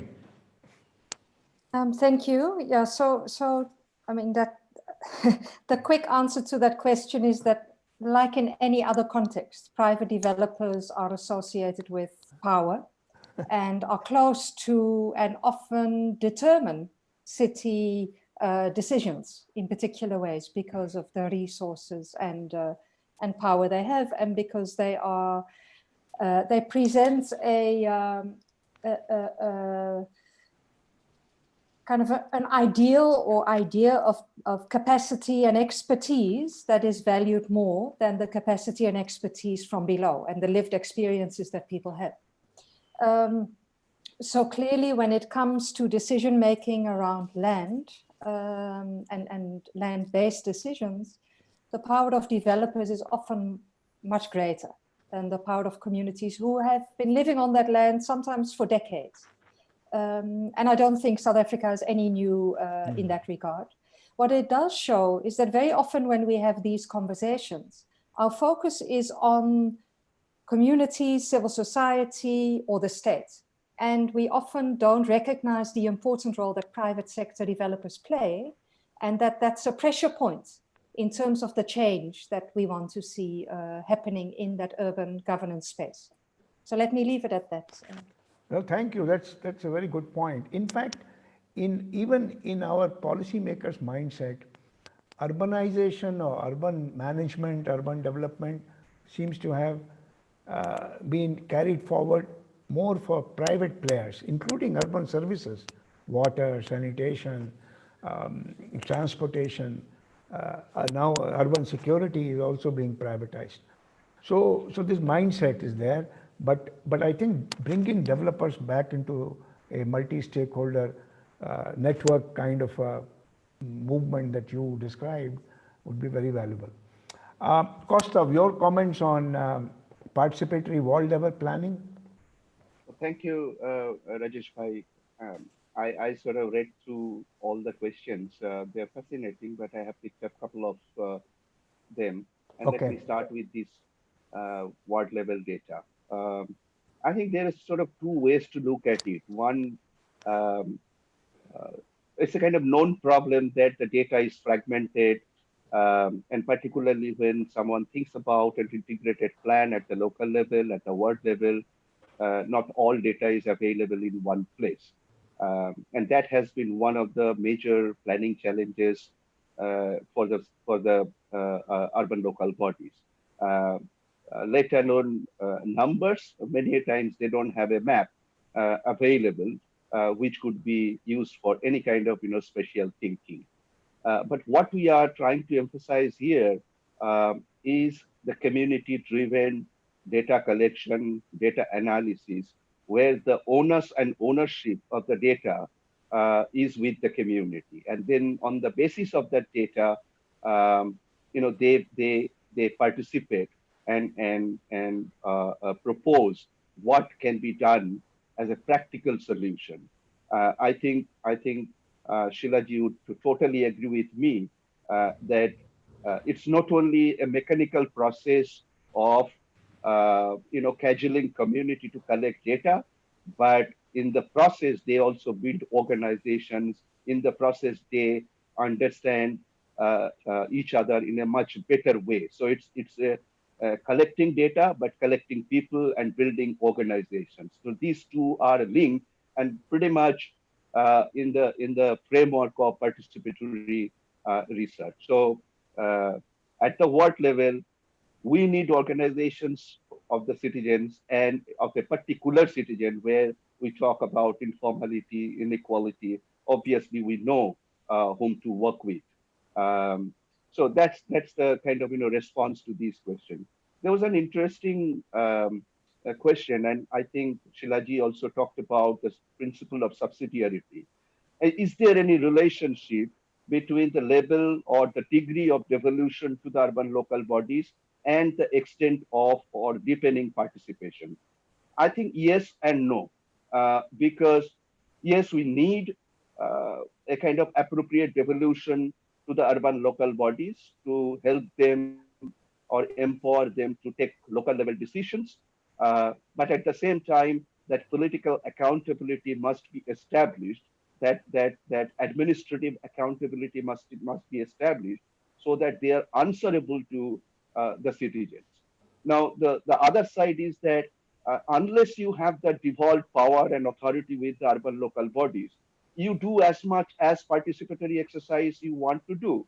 But at the end of the day, when leveraging resources from the municipalities is concerned, municipality will stand up and hands up. They say that, look, this decision making is not within our domain. We have a Swachh Bharat mission. We have Amrut. All these are centralized, urban development program. They are all good, but we don't have any capacity or we don't have any authority to make any decision that we don't need toilet, but we need something else, as has been, presented by or suggested by the community. My last point is, I think I was the culprit to bring this comparison between rural and urban, and trying to understand and learn from the rural context how participation works. So I have to take this question or comment. Uh, this is partly myth, partly true, that the rural society is cohesive and there is lesser inequality and there is more interaction, whereas all these are absent in the urban communities. I would say partly yes, but at the same time, if you look at the efforts that we have been trying to facilitate at the local level, this is not automatic. This is not automatic by virtue of the fact that all of us have been a migrant to the city, whether it's a blue collar or white collar or no collar. But the point is that we have come from one place to another place, living here. Of course, it takes time to build that interaction, to build that relationship. Therefore, it is not, it doesn't happen automatically. It needs to be facilitated.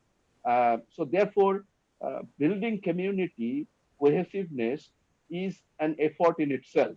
And therefore, that investment must be done in order to facilitate participation. So let me stop here. And thank you for asking this question. Thank you, Kaustuv. Rifai, I mentioned participatory design because there was a question there. But last few comments by you before we request Kirti Bhai to have his reflections. I think if I have to explain a little bit about participatory design in Indonesia, this is one of the efforts that we want to push in the kind of small scale level, where Indonesia now, the context of participatory budgeting is now quite massive, where now the government put around one kind of billion rupiah to each of the village. We have around 75,000 villages across Indonesia. So it's a big money that the government tried to devolve to each of the ward or villages in Indonesia. So I think it's a great opportunity where actually people and citizens of each village and in urban or rural area try to use it proportionally, effectively. And there's a lot of effort to accompany and to assist this process of how to kind of improve public space in the neighborhood, especially in the urban area. So people working a lot, and Kotakita particularly quite concerned to how to promote participatory design, where people can discuss better how to improve the environment. I think that's my additional comment. So more information about participatory design of Kotakita tools you can access on our website. Thank you very much. Let me now invite Kirti Bhai Shah to wrap up with his reflections. Very, very intensive conversation, and we have many sides to this. Planning as if all people matter. So, Kirti Shahji. Thank you, Rajesh Saab. Thank you very much. before I start doing my multiple jobs, and thanking a few people, thanking panelists, and uh, and doing few other things. Let me first start with a small announcement because I was a bit scared when Banashri pointed out that this is 28th webinar and this is 28th of the 30th, which really means we have just two more left. And I said, before people start getting wrong ideas, let me clarify this, that we are not stopping at 30. We probably will do 40 and more. The reason is simple. The reason, I think, when we started working on this sometime in May, and I just saw my first letter, I was talking about 3 webinars. And when I started talking about 30 webinars, I have no confidence in ourselves to be able to deliver. And I thought if I start talking about 40 and 50 webinars, no one will believe us. There'll be credibility problem. So I really stuck this, middle ground and started talking about 30. But there is a lot. In fact, while we're talking about 30, we were planning some 48 webinars. I had a list of 60 subjects that we thought we could handle. And thinking that few of them might drop out, few of them may not work. So small little information that I want to share with everyone is this, that we are going to be around for at least another few weeks to to to to to host and bring in more webinars. This has been hugely educative. I just can't tell you how educative this whole process has been. I've been in this work for the last 50 years, and believe me, I found this most important in terms of what one has learned. So one could never undervalue this work, and therefore I'm very delighted to share with everyone that will be around for a while. First thing is thanks, Dr. Rajesh Tandon and the panel for making what appeared to be a difficult subject look simple. And that is city planning as if people matter. You won't believe me. I had people calling me, ये क्यों कर रहे हो, क्या बातें करोगे, क्या discuss करोगे, क्या conversation करोगे, sort of a thing. And in that context, it has been very enlightened, very purposeful, and very educative conversation. And that is because we have learned to see people, cities as places. That is our major thing. Planners, policy makers, financiers, authorities, administrators, everyone talks about people as cities. And therefore, they talk about infrastructure, talk about land, housing, transport, waste, water, investment, governance, everything we talk about. But it's important, very important to remember, and this particular webinar brings out so beautifully, that cities are people also. And cities are meant for people. And I think what is very important is cities, and this is what I think Tandon Sabi mentioned one point of time, the cities are meant for all kind of people, poor and rich, young and old, labor and white collar workers, men and women, local and migrants, all kind of people. And cities are meant to ensure people's happiness, their well-being and health, their dignified living.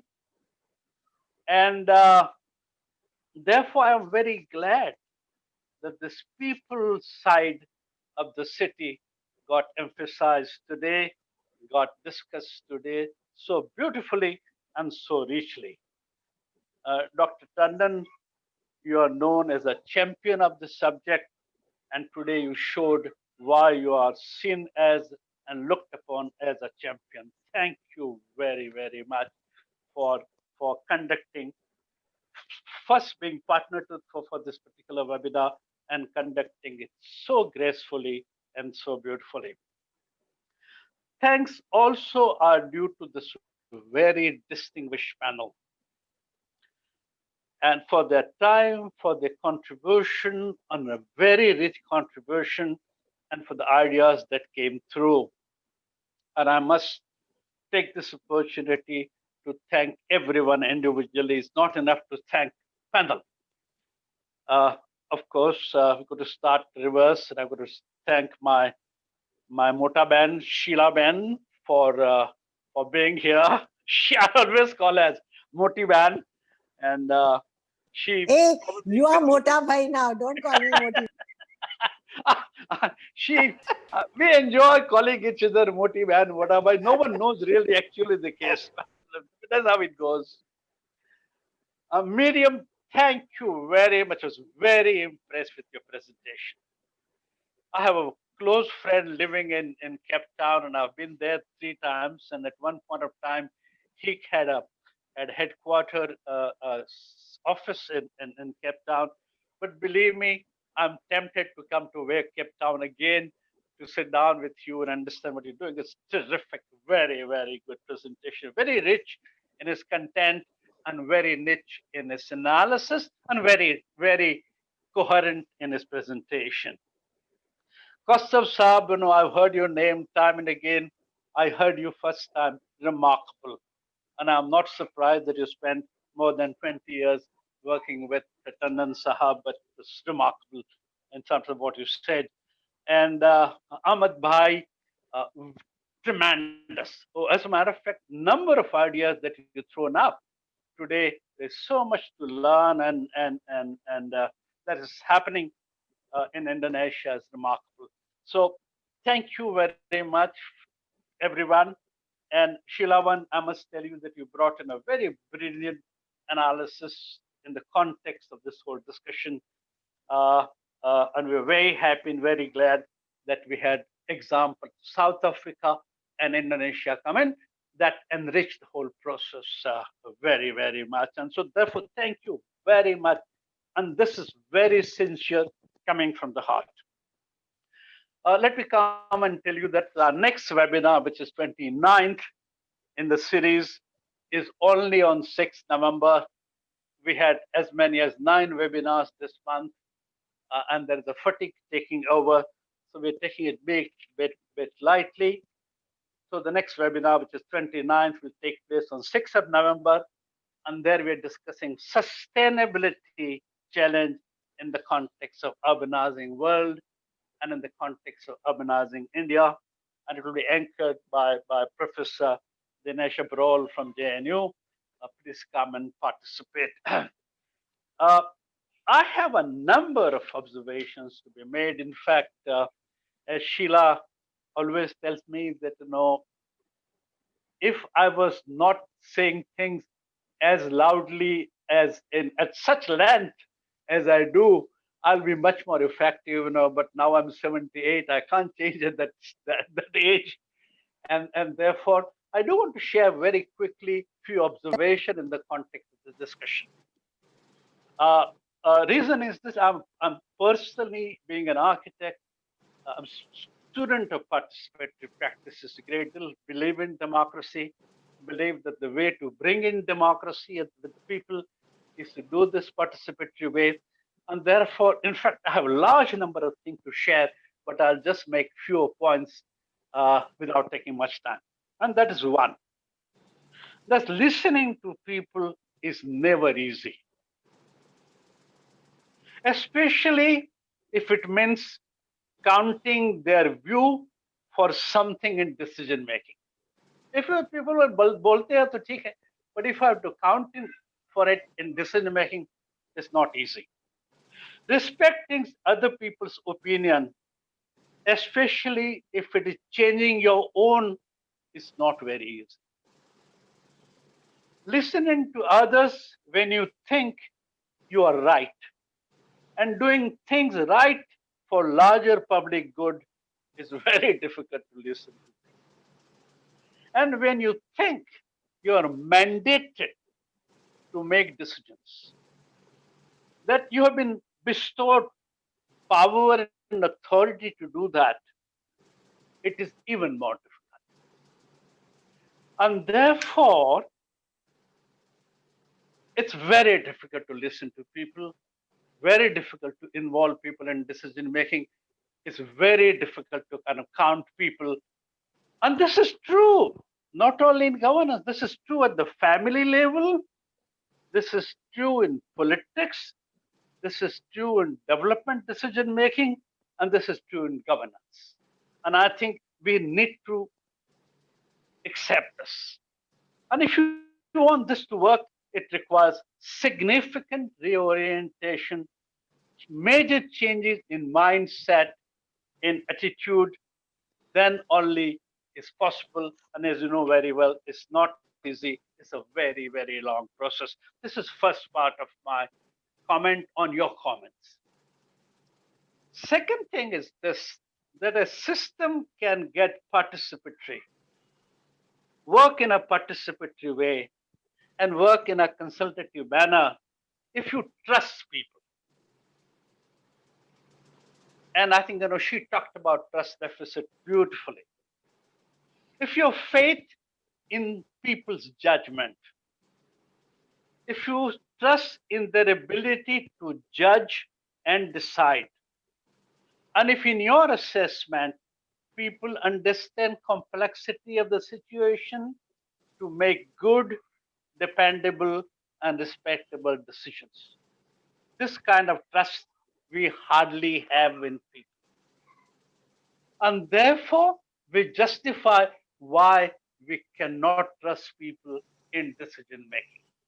We don't trust the judgment, and especially when people are poor, especially when people are marginalized, and especially people are not sophisticated in their language, in their utterances, in their communication. And this is true in administration, this is true in political, this is true in economic decision making. And therefore, what happens is this, that those who are mandated for decision making, those who are responsible for decision making, go through customary, go through mandatory, go through required processes without believing in them. They do it, they don't believe in them. They go through the motions. They pretend to doing it, but it's mostly a farce. And I think this is not a harsh statement to make. To take any example, as a matter of fact, I believe I have rarely come across what one would call a genuine participatory consultative process where decision making has happened, listening to others, giving credence to their views, and respecting their judgment. So, and I think, and we are just studying, smart cities in Maharashtra, and I think Kaustuv talked about it. We have now new tools and technologies, and they're talking about having considered lakhs of people, thousands of people. If you examine what it has led to, you'll be very surprised what a loss it has been, and how huge opportunities we have lost. I really thought Smart City project in its conception had the ability to kind of bring in this whole concept of participatory planning to some kind of stage. Unfortunately, it's not happening. Let me kind of see. I'm an architect, and let me give this example. Everyone has given an example. Now, I as an architect have this very interesting way of working. I design one single house for a rich man, and I hold 10 meetings. I hold meeting with him, I hold meeting with his wife, I hold meeting with his children.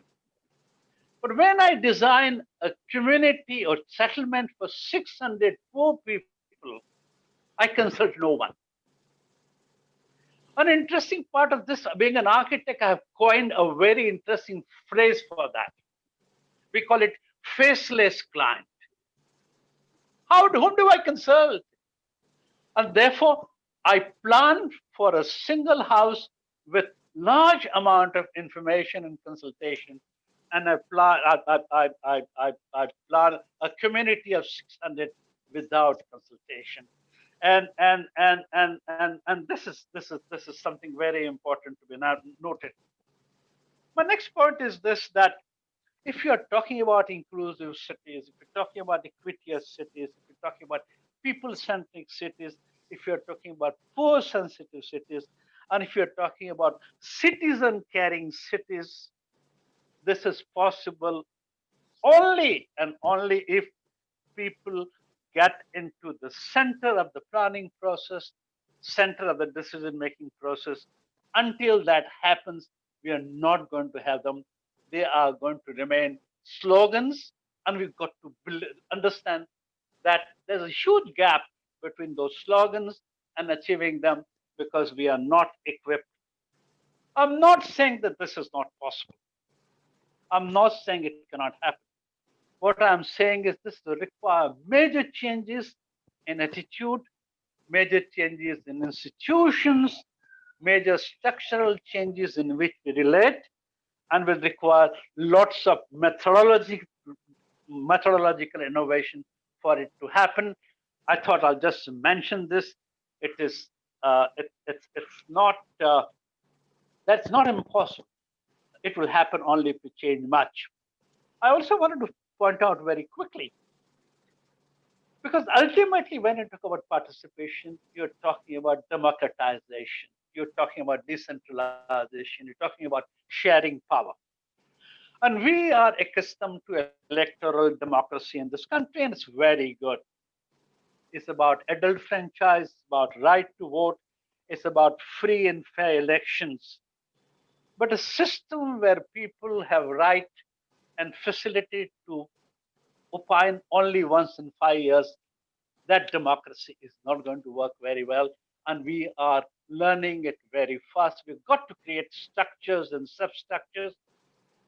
And that we do not believe in that is what Kaustuv pointed out very beautifully. 73rd and 74th constitutional amendment happened 26 years ago. And they are one of the most important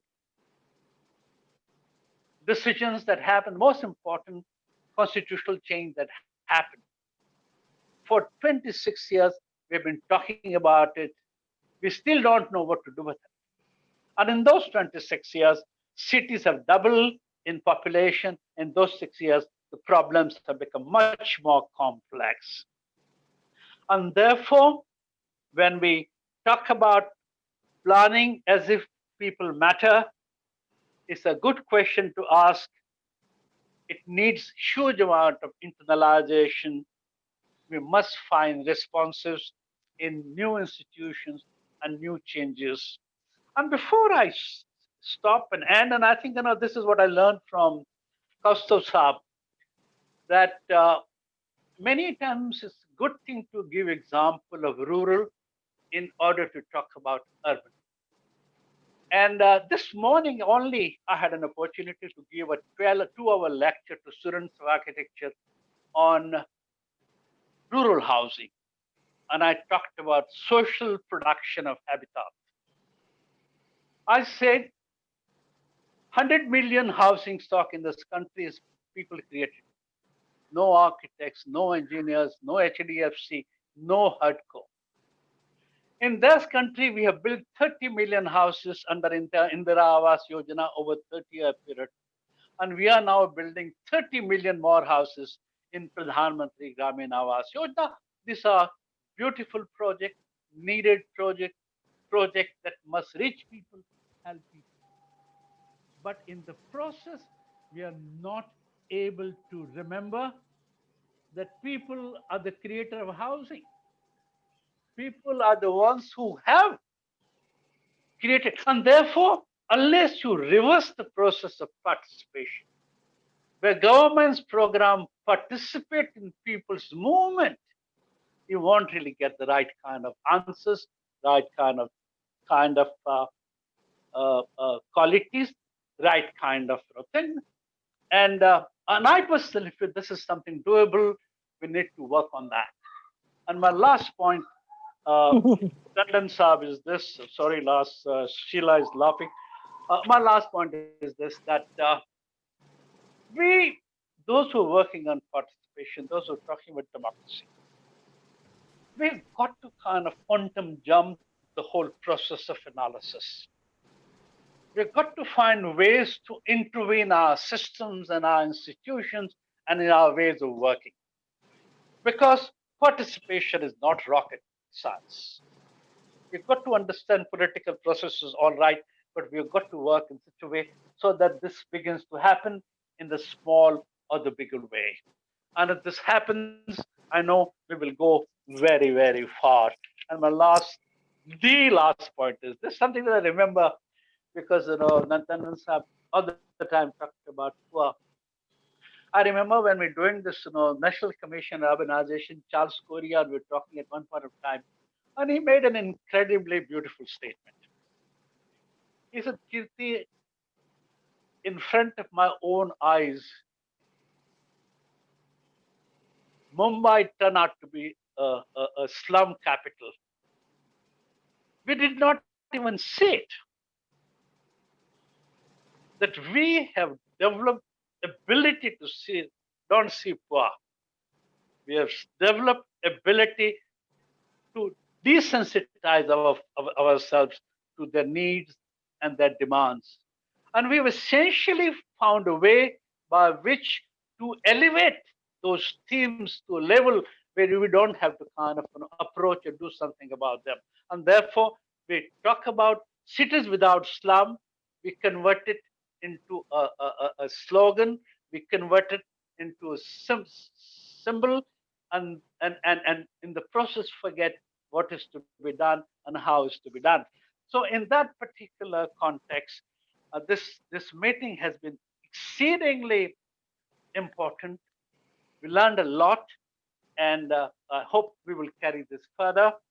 And before I end this, I must thank my colleagues in studio, INHAF, who have been made this entire series possible, who have been working very hard behind the scene, and who are making this effort possible. So thank you, all my colleagues. That includes Radhika, that includes Hariharan, that includes Elika, that includes Shimul, and that includes Nita. Thank you very much, and thank you, Tandon Saab, Sheela, and everyone for this wonderful, wonderful opportunity to listen to you and learn from you. Thank you very much.